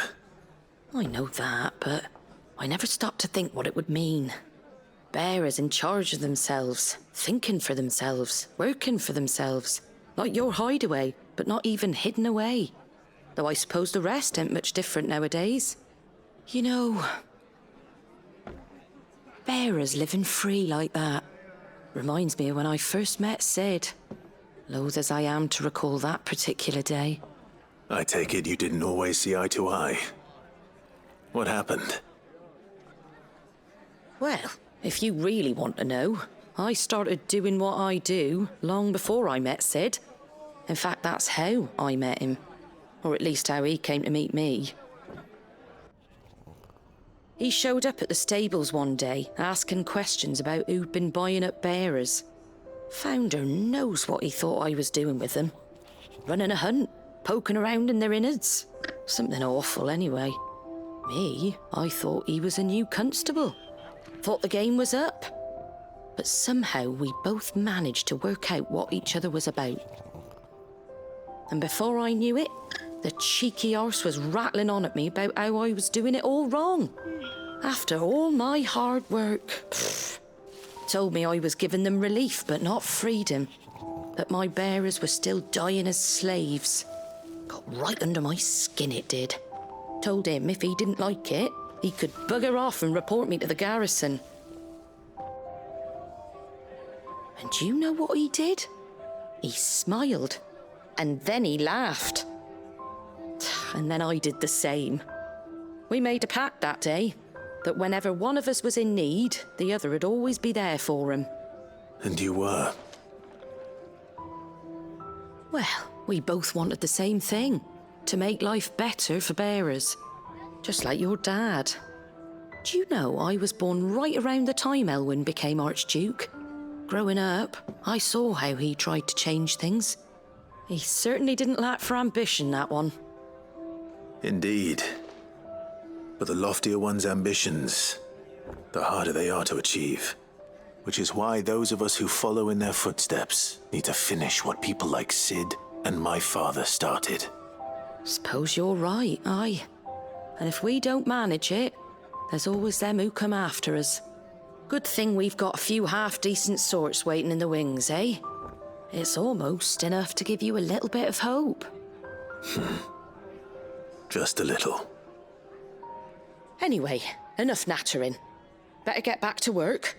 Let's see about making everyone some dinner, shall we? The least the folks who saved Eastpool deserve is a hot meal. And you and me ain't gonna save the world on an empty stomach neither. That sounds like a wonderful idea.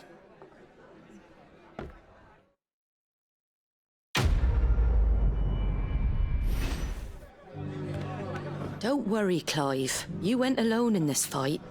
Whenever you find yourself in need, be it of money, men, or a bowl of hot stew, the stable's door is always open.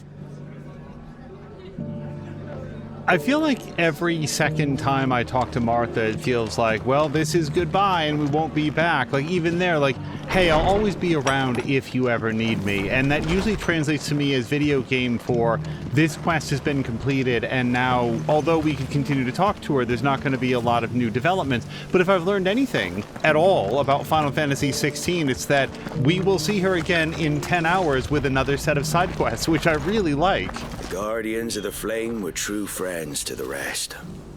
They fought our enemies, manned our barricades, joined us on our patrols.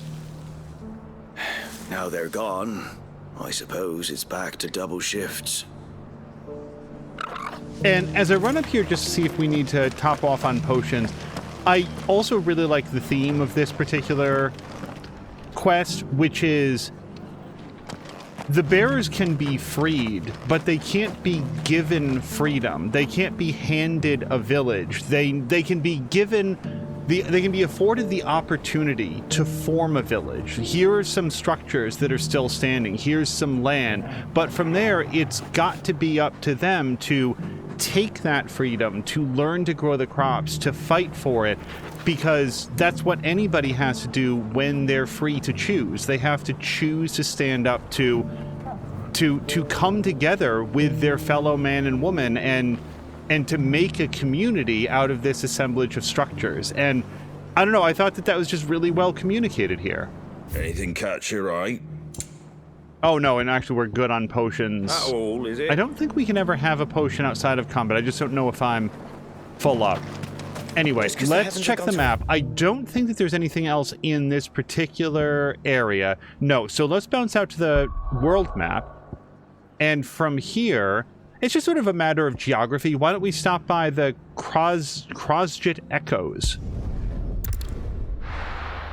All right, we're coming up on something here that is marked as a quest, and I can already see dudes there, so let's just hop off Ambrosia.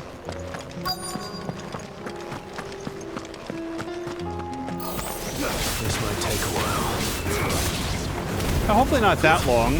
At this stage, I feel like we probably know how to deal with these dudes. Okay.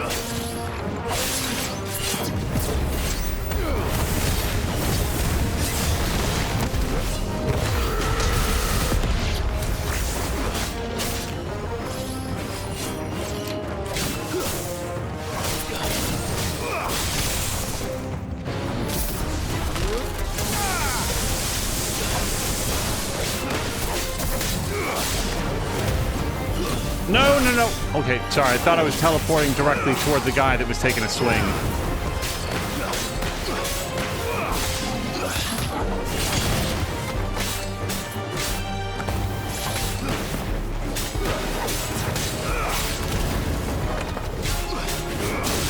Nice try.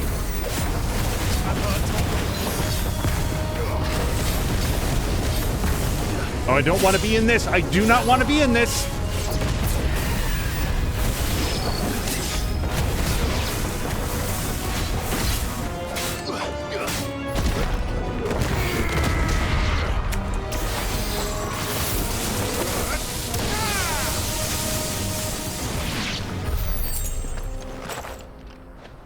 Okay, was this one of the spheres that we were looking for? Hold on, can I please have a potion? That's better. Yeah. Now we can buy another potion. I won't go into the next combat. 2 down. 1 to go. 3/4 down. Okay, and this, let's see what else might be in this area. Okay, so yeah, we've got something over, right, this is Dalmechia, and when we stopped by the Alliant reports, there was a whole ton of things to do in this area. So, let's bounce directly to the Dalamil Inn. Clive! To what do I owe the pleasure? I just wanted to see how the town's been faring since you brought everyone together. Since we brought everyone together, all is absolutely wonderful. Conrad and Natalie's hands remain safely away from each other's throats and firmly at the helm. Our stores are full, and the bandits still too disorganized to raid them. Just as the good Lady Jane and Lord Underhill intended. Are you a lord? Lubor's going to be one too. They're going to make him the Lord of Dalamil, because of how he stopped all the grown-ups from fighting. It's the mayor of Dalamil, dear child, and the vote hasn't taken place just yet. But if the people wish me to lead them, I shall.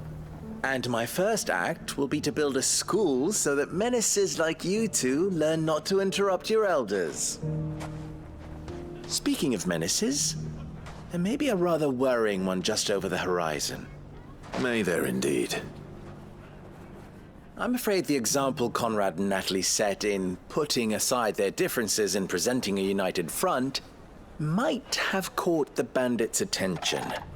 And they might have elected to take a similar approach. They have formed what one could call a league of outlaws. And they grow more organized by the day. But we'll fight them all off just like last time, no matter how many of them there are. Won't we, Lubor? Of course we will. If we continue to work together, we can overcome any challenge we choose to face.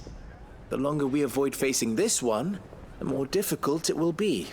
Until the only way to overcome it might be to run for the hills. Our best hope is to nip these efforts at organization in the bud by finding those ne'er-do-wells who have yet to join the cause and ensuring that they never do. Perhaps a certain Lord Underhill might be willing to lend us his aid once more? How could I refuse? Thank you, my lord. Victor will fill you in on the particulars. I have him stationed by the desert gate, receiving and collating reports from my scouts.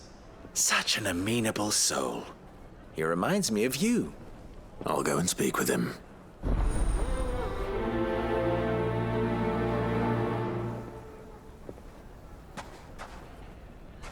What's the difference between a lord and a mayor?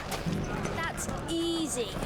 One of them swings a sword, the other forges them. Okay. A League of Outlaws. Sounds like we have some competition. Everything's back the way it was. I don't know how. I don't know if there's, other than the fact that she obviously doesn't know what a mayor is, or maybe that is what a mayor does in this world. Like, they're in charge of outfitting the defenders? I don't know. Still in Dalamil, Victor? Ah, Sid. I thought you'd have returned to Cosnis by now. I did. Then I came back. I've developed something of a fondness for the place. And having worked so hard to see it saved from one fate, it would seem remiss to abandon it to another. A sentiment Master Lubor certainly isn't shy about exploiting. Hence my doing his bidding yet again. You're not the only one. What does he want you to do? He asked for my aid in putting down the bandits. And he said that you might be able to help me find them. Then you've come at just the right time. I was on my way to speak with Conrad about how to organize our forces. There are more camps in the vicinity than we can safely strike at once. But we must strike together, and we must strike soon at as many camps as we can. We can't give this league of theirs time to rally its forces. All right. Which camp shall I take? There's one upriver. Just out there, across the dunes. Leave it with me. The camp is in the desert to the north of here. You know what to do. On it. That must be the camp Victor mentioned. Come on then, Toggle. Yeah, let's go say hello. That's him! The one who kills Soft and Fingers! Take his head off!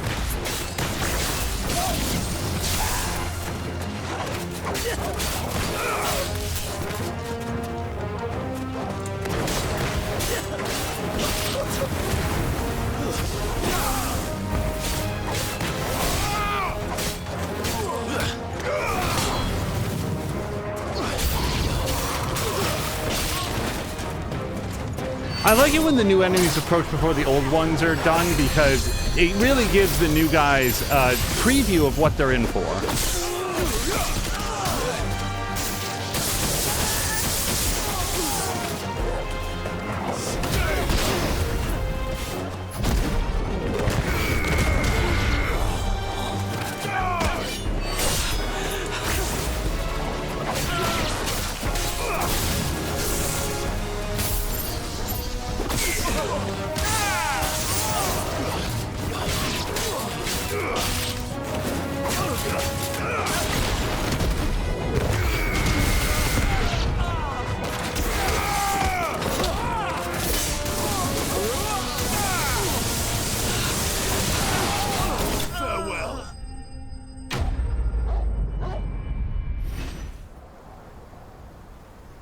I'd better let Victor know.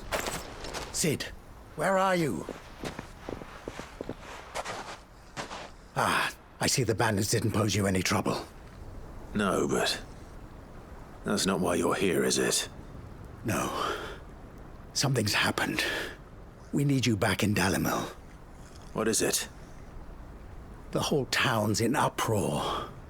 They're saying that Lubor is a bearer. What? Seems that one of our parties wasn't as thorough as they should have been. They let one of the bandits escape, and his escape route took him right through Dalimil. Some of the children spotted him, and he was about to silence them. And when Lubor felled him with a bolt of magic, and without a crystal. But that's not possible. It is, if he's a bearer and has been hiding it all these years, which is what people are saying. If he has, well, I wouldn't blame him. No man is branded by choice. Still, all those people see is a man who's lied to them all his life. One who was made a leader of himself when the world believed he should have been a slave. Fuck. I don't know where we go from here, but I know one thing. Lubor needs all the friends he can get right now. You're right.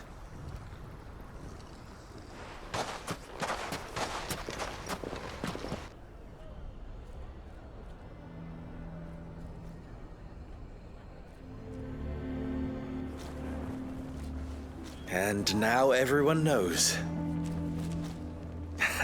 I made it a habit to keep a crystal close at hand for just such an occasion.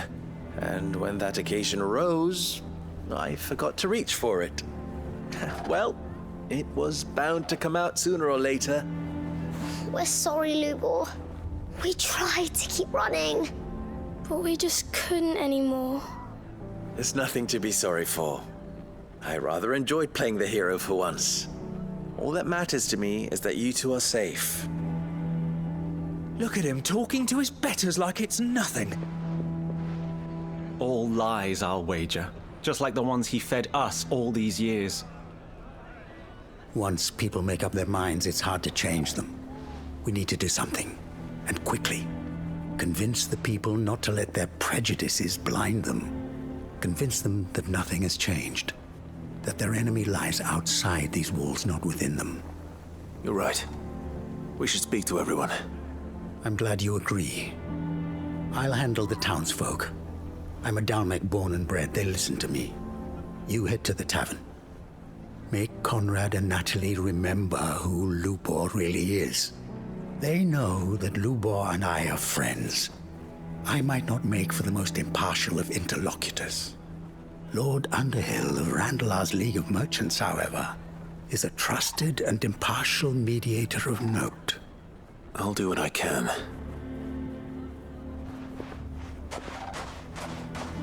Lubor, stay here with the children. I can't promise anything, but we'll try. And that is all I can ask of you.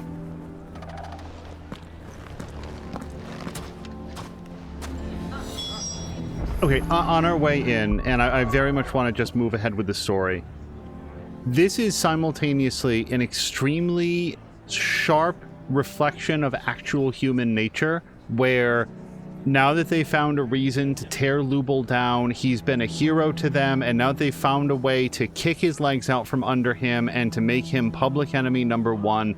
People love heroes, and they love seeing heroes fall, and it's just the way that life goes. So when I say this next thing, I'm like, I fully understand that this is like in a world of magic and wyverns and chimeras and bearers, this is incredibly realistic in terms of the way that people treat one another. And B, holy shit, is this irritating. Like, it's so annoying, because they just said, okay, it's just the idea that everything that I just said, that Lubor will have done everything that he has for this community for this long, and now he needs to call in friends and Lord Underhill to vouch for his authenticity and his value to the community, as though he hasn't, through his actions, firmly and repeatedly established that. And I do not know what Clive is about to do, but I would be extremely tempted to just completely drop the facade. Hi everybody, Lord Underhill here, except obviously not. I'm a bearer, and a lot of my best friends are bearers, and a lot of the people that fought and protected the village were bearers. I come from Rosaria, where we treated bearers slightly less shitty than every other place, and I can attest to their humanity. And if that's something that you all are somehow still having difficulty seeing, when you've got the bandit ready to completely pillage and seize everything that you have, and the big enemy that you've decided you're the most concerned about is that an unbranded bearer might be in your ranks. What is wrong with all of you? What did we do this all for? Protecting you and your communities when nobody else would, and now you're gonna make Lubol reapply for his humanity? I'm so annoyed that the fact that this is a thing, but I'm not annoyed at the quest or the storytelling. I'm very annoyed to be having it thrown in my face that, like, yeah, people are actually this shitty. Like, they really are. And now we're gonna go ahead with it. But, yeah, guys, hi. Pull your heads out of your asses. And we... Forgive me for disturbing you, but could I have a moment of your time? I've seen your face before. As have I. Lord Underhill, wasn't it? Of the League of Merchants. That's right. I wanted to speak to you about Lubor. The rumors that he's a bearer. All true, I'm afraid. He'll never be mayor now. Not if I have anything to do with it. But what of his wares? Bearer or no, his steel is highly valued throughout the Republic. In this, at least, he's done the town a service. Might that not earn him a little leniency? Leniency? He pretended to be one of us when he was laughing behind our backs all the while. I'm sorry, my lord, but he lied to us. He lied to you. He cannot be trusted. So what do you propose? Will you drive him from his home? Close his forge? Perhaps. That is a question for the people of Dalimil, and they will thank you not to get involved.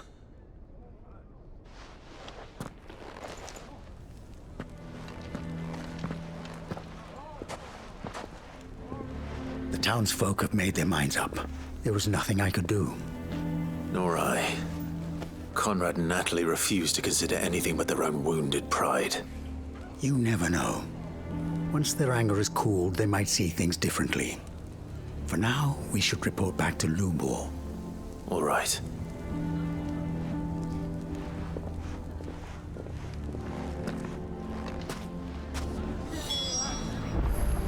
I would be so terrible. Wait, isn't he literally right here? Isn't this him? Where am I gonna fast travel? Wait, I'm so curious where we're gonna fast travel.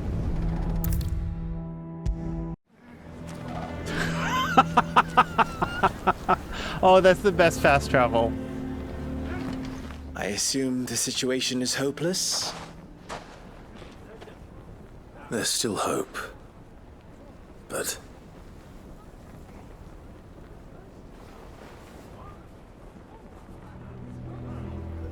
But perhaps not in this lifetime, I think it's fair to say. You mustn't think like that, Lubor. Give them time. They'll come around. We'll talk some sense into them in the end, you'll see. No, you won't. And your efforts would be better spent elsewhere. But Lubor... Rosina would often tell me that steel does not lie. That a blade is a reflection of the smith who forged it. To yourself be true, that was her point. Rather an ironic one when you consider that her life was taken with a blade of her own making. But I do not doubt that she was always true to herself and what she believed in, right to the end. And so must I be. I must do what I know to be right, no matter what others might think of me. And now, I know what that is. I must embrace my new role of villain so that the people of Dalimil have something to unite against. For only united can they hope to stand against the threat that awaits them. I'll need to make a suitably dramatic exit, of course. Don't go, Lubor. You're the only one who was ever kind to us. We'll be all alone. Again. Trust me, little ones, it is for the best that I go.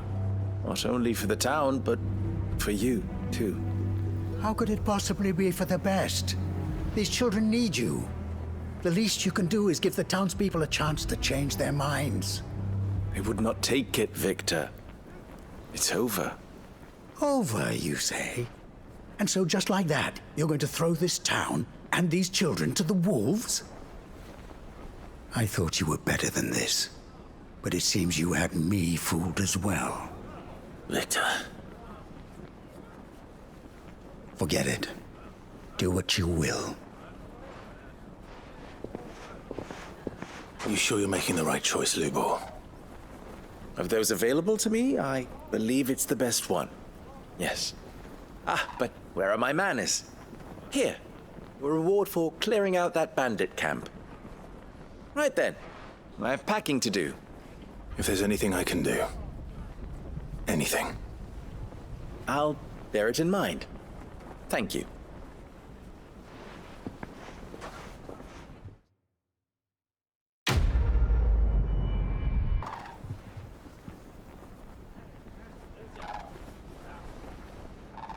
Okay, brother, you really did not have to pay me to go do the thing that I just did.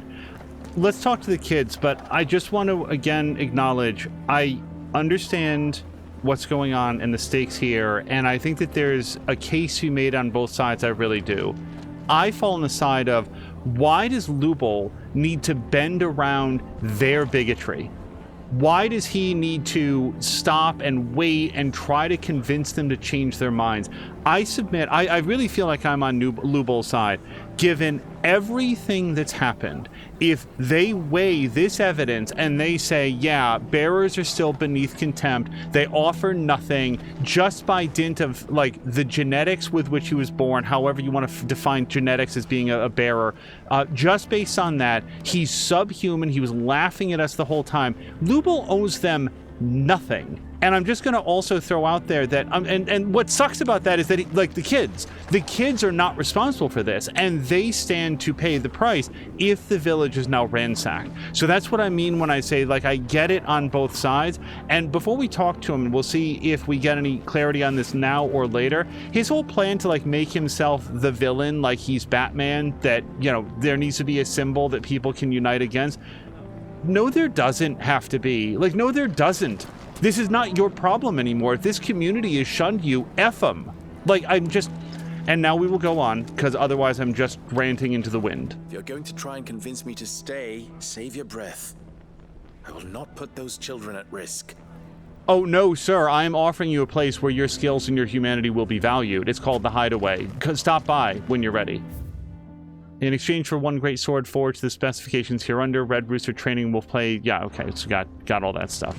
I don't remember if we've read that before, but yeah, I'm a little heated about this presentation about what the people here... I want to be very clear. I do not regret for 1 second the kindnesses and the work that we've put into securing this community.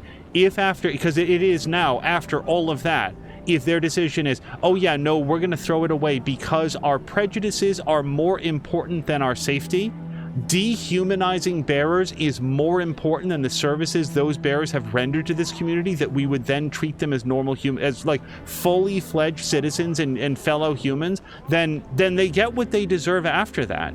I'm going to go with him. I think that's, Dricka, I think that's a fantastic idea. Why is everyone being mean to Lubor? He didn't do anything wrong. Oh, because they're idiots, Wrens. That's what's the thing. That's what's the problem.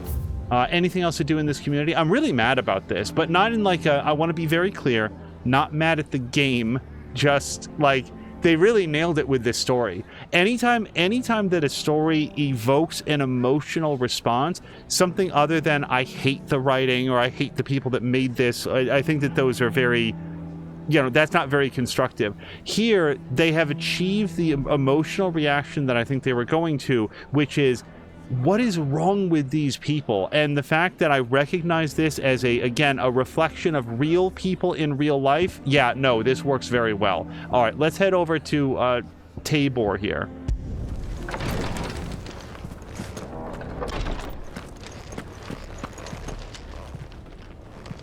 Lord Rosfield, is there aught the Undying might assist you with this day? Perhaps. My brother said that your order was helping him with his quest to uncover Ultima's origins. Have you learned anything of note since last we spoke? Little and less, I regret to report. I see. Be assured, however, that we will not rest until the truth is known. Even now, our archaeologians scour ruins in every corner of the realm for traces of Ultima's touch. Fallen ruins, I take it. Dating back as far as Phoenix Gate. Indeed.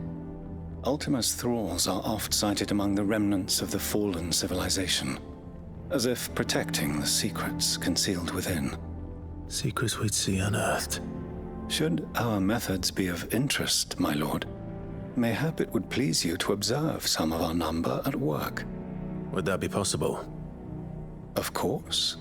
A survey is being conducted not far from here. Perchance you are familiar with Kretov, a small hamlet built around a fallen airship. I was due to visit my colleagues there to collect their preliminary findings, but if you would consent to do so in my stead, I'm sure that they would be honored to relate any discoveries they have made to you directly. All right. I'll go and meet with them. They will be most gratified, I am sure. Might I suggest you take the road through Titan's Wake? It will lead you straight to the village after but a short walk. Thank you. I will. I wish you a safe journey, my lord. May the Firebird's flames burn ever in your heart.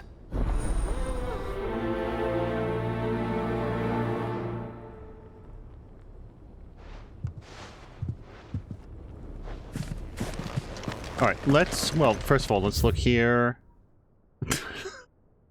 Since I cannot immediately pronounce most of the words in here, we will just move on. A village built around an airship. Sounds like another Lost Wing. I hope the inhabitants are just as friendly. Okay, let's just see. And yes, it looks like those guys are right there. And yep, heading south from Dravazd. We just did a whole quest here, and I don't know how to pronounce it. We'll just bounce south from here. All right, and my bad. The man had actually specified take Titan's Road, which is actually approaching in here from the east. We're going to try to skip past these fallen bugs. A lot of the enemies here are level 33. Clive is 41 at this point, so I feel like the combat is a lot of fun, and also we can try to get in there a little bit faster. Yeah, for sure, and I don't think I'm giving any sort of like a hot take here, but this guy's definitely going to have to get taken on. Hold on. Come on, get down, Clive.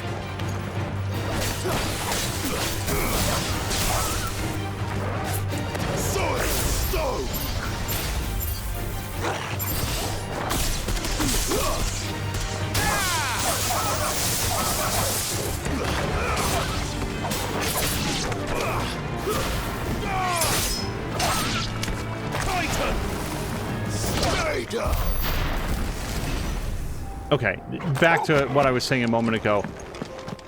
I don't think it's a hot take to say that some of my favorite stories and the ones that stick with me the most are the ones that really evoke like an emotional response, where it's very easy for me to put myself into the role of the character, whether it's, you know, I really respect what this person did, I wish I could have done the same thing, or man, I would have handled that differently.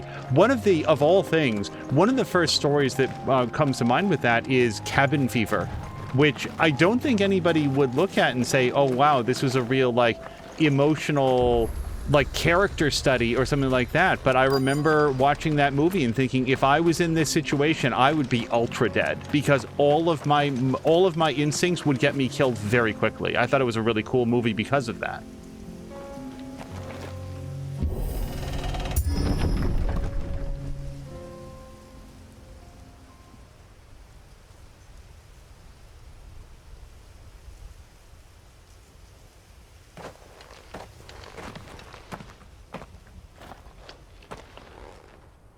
Oh no.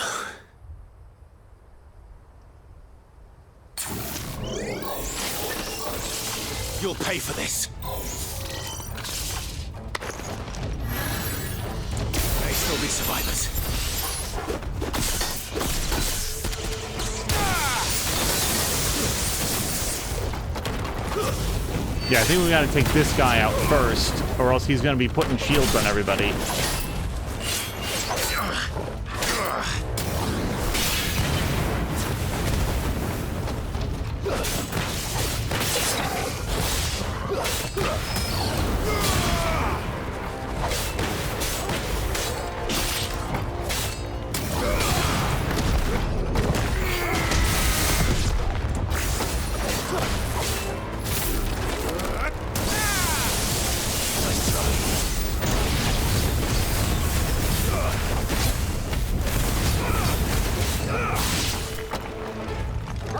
Oh, sorry, Torgal.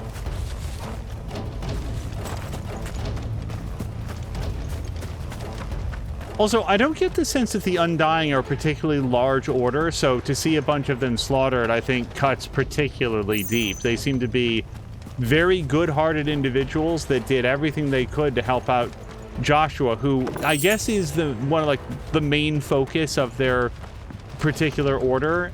But still, they did him a solid when he really needed it, and seemed to have educated him and... Whatever that thing is, I'd say it's their leader. In other words, they raised him well in the absence of Clive or the rest of his family. Oops.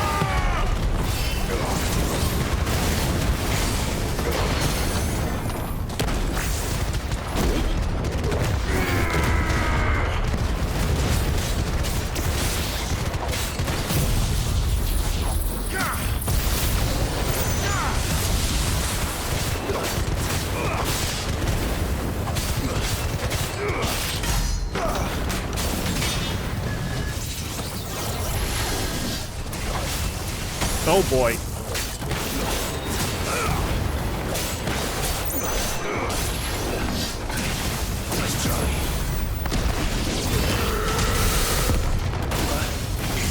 Okay, but don't be in here. I don't know if that hit me. I think it probably did.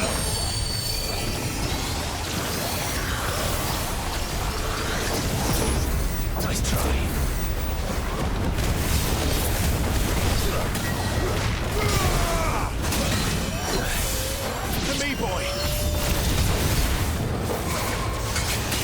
Oh shit, no! Hold on, I definitely need a potion after that.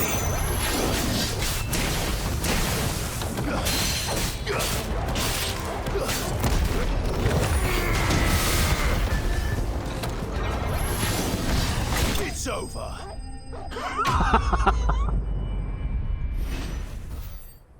Should have stayed in the past. These must be Cyril's colleagues. You have our thanks, stranger. Who are you? Ah, forgive me, my lord. I did not recognize you. You are Lord Rosfield, are you not? We are archaeologians tasked with surveying this site. When the echoes appeared, our brothers here occupied their attentions. Thanks to them, and to you, we were, for a mercy, able to see our duty to its conclusion. You call that a mercy? Your brothers might still be alive if you put their safety before your duty. Surely this survey wasn't worth dying for. We are charged with uncovering Ultima's origins, a duty of the highest import, as I'm sure you will agree. And you think your dead brothers would agree with you too? I know they would. They gave their lives for the cause, an honor to which all Undying aspire. Now, to what do we owe the honor of your presence, Lord Marquis? Cyril told me of your work here, and I agreed to collect your findings in his stead. I see. That is most kind. Pray, take them then, with our humble thanks. May the Firebird's flame burn ever in your heart, as it does in ours.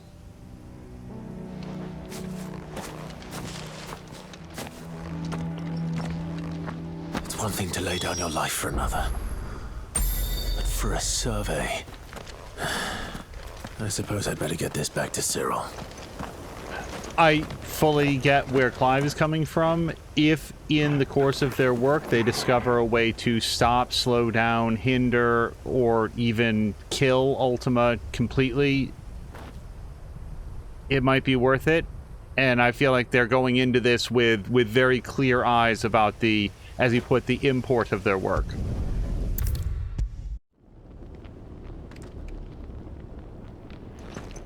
Ah, you are returned, my lord. I collected your colleagues' preliminary findings. Here, take them.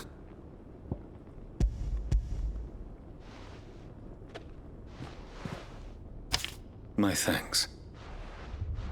I shall study them and inform you forthwith if I discover aught that might aid you in your fight against Ultima. Cyril, your survey party suffered several losses in Kretov. Losses which could have been avoided had the others not chosen to complete their work instead of saving their friends. Were these your orders?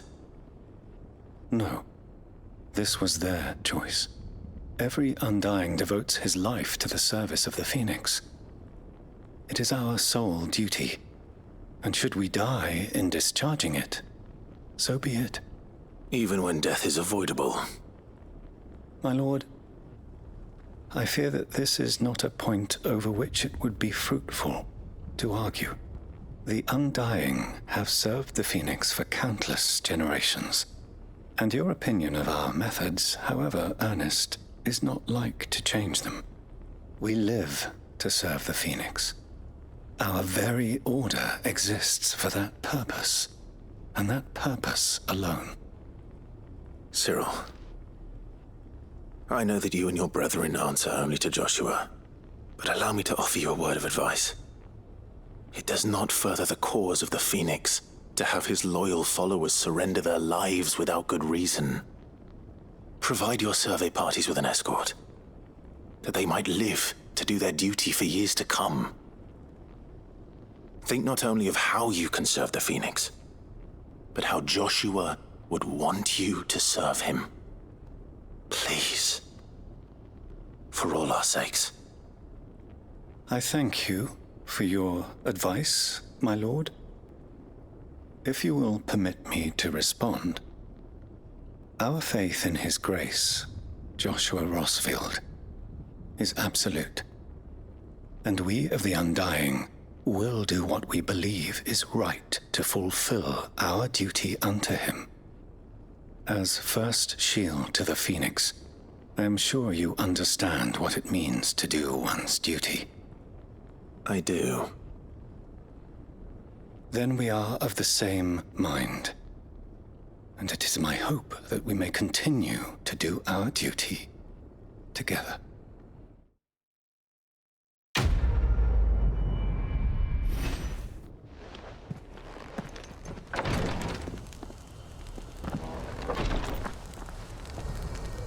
All right, so that was a really interesting conversation, a very interesting back and forth, and I have to say that I side very strongly with Clive on that, because to the Cyril, I think his name was, he's not saying not to do your duty, he's saying do it smarter. Work smarter, not harder. Keep your people alive. What he didn't say there is why he won't send them with an escort. That I don't know what kind of resources the Order of the Phoenix has, but if they can afford to throw away lives so casually, you would think that they would have some funding behind them to keep coercing people into joining this order or whatever. It just seems to me like, why not? Why not send them with proper security? Why not limit the loss of lives so that you can do this duty more efficiently, better suit better serve the thing that you're out there for. I think that Clive made an excellent point, and as much as I appreciated both the clarity and style with which he refused, he still refused to even consider an adjustment. He sounded to me like, well, we've always done it this way.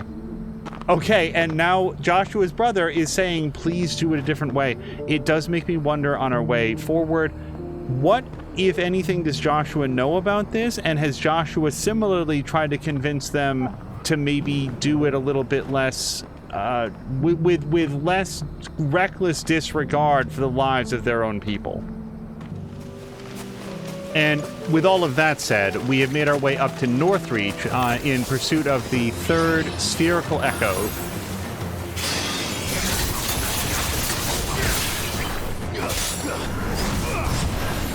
Hold on. Again, I think we want to take out these spheres. Woken nodes first, if we can.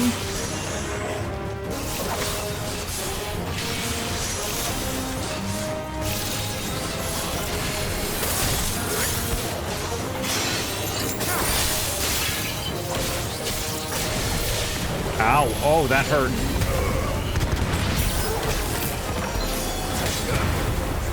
Well done, Togo.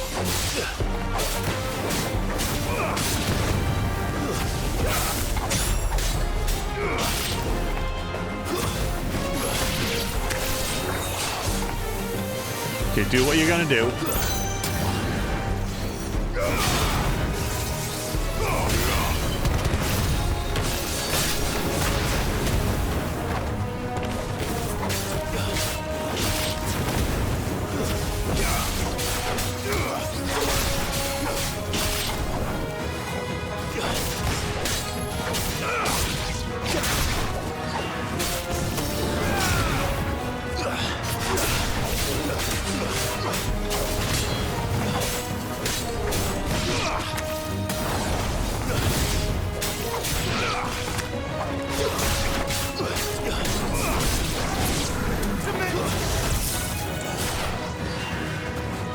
Come here.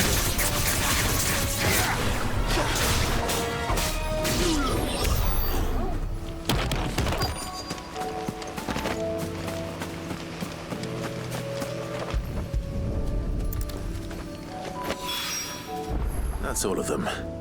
Owen can uncross his toes now. Owen can uncross his toes, a reference that he's crossing all his fingers and toes for good luck. Let's head back because that was a funny callback.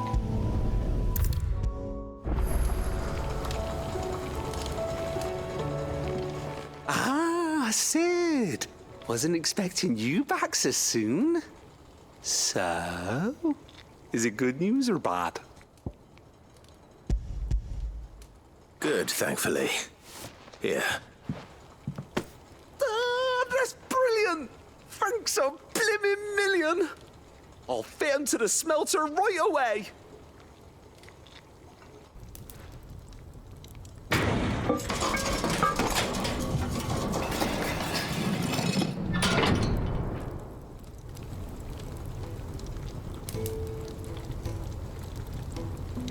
May I present to you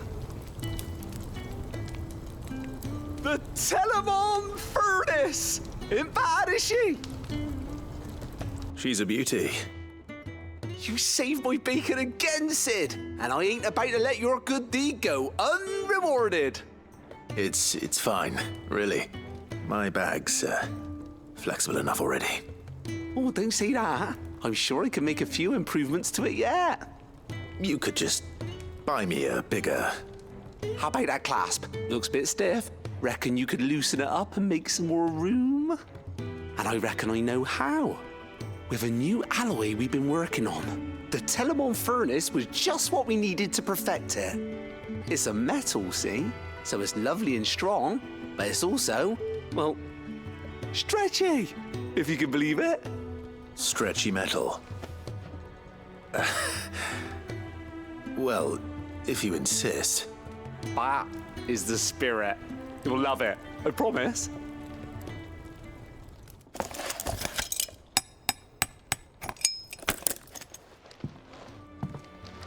So, what do you reckon? It's actually quite ingenious. Thank you, Owain. Shh, don't mention it. You earned it. And I wanted to get some practice in using that metal anyway. Reckon we'll have all kinds of uses for it around the Hideaway. Can't think of any right now, but that's our job, innit? Dreaming up new ways to make life easier around here. Maybe even out there, too. One day, the whole world's gonna know about the inventions you've helped us put together. That bag of yours will be the first of many. You mark my words. They'll hardly believe their eyes, I'm sure.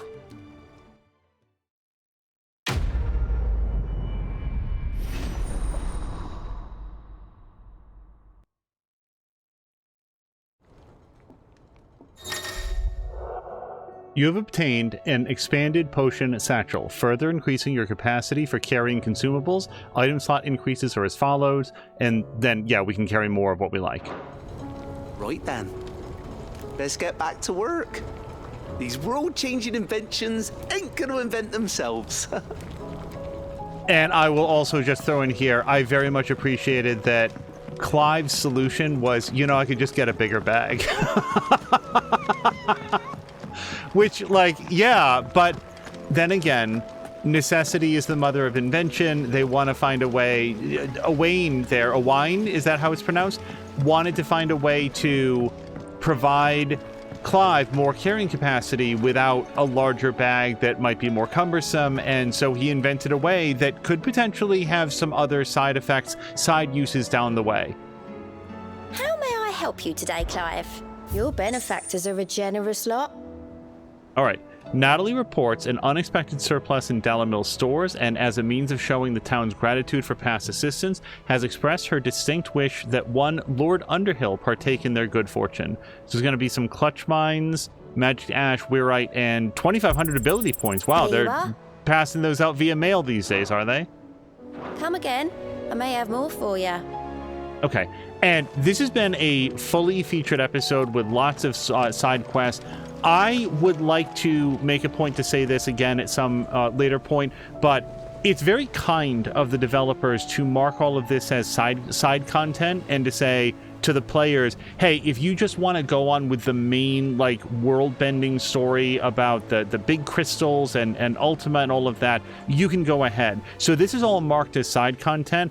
I personally feel like the game would be drastically diminished by not going through this. The amount that it does to revisit previous characters, fill out portions of the world, show how the main story is affecting the communities that we visited so far. And by the way, getting some really cool upgrades, like being able to carry more weapons, or getting being able to carry more potions, or the brand new weapon that we got as part of the blacksmith line, as well as the plans to build something even better possibly down the line. I think that this side content is just expertly done, and I'm really, really enjoying it. I consider this to be very central to the experience of playing the game, and yeah, just A+ side content. Well, let's go with A- side content, only because we need to allow a little bit of space for The Witcher 3 to exist, because yeah, no, The Witcher 3 probably has the best side quest of any games I've ever played, so only in comparison to that, maybe, does this game not have the best of all side quests. Anyway, let's call this section here. I do think that we have at least one side quest to kick off the next episode. Then we might do State of the Realm and then be able to continue on with the main story from there. But until then, thank you guys so much, and we will catch you in the next one.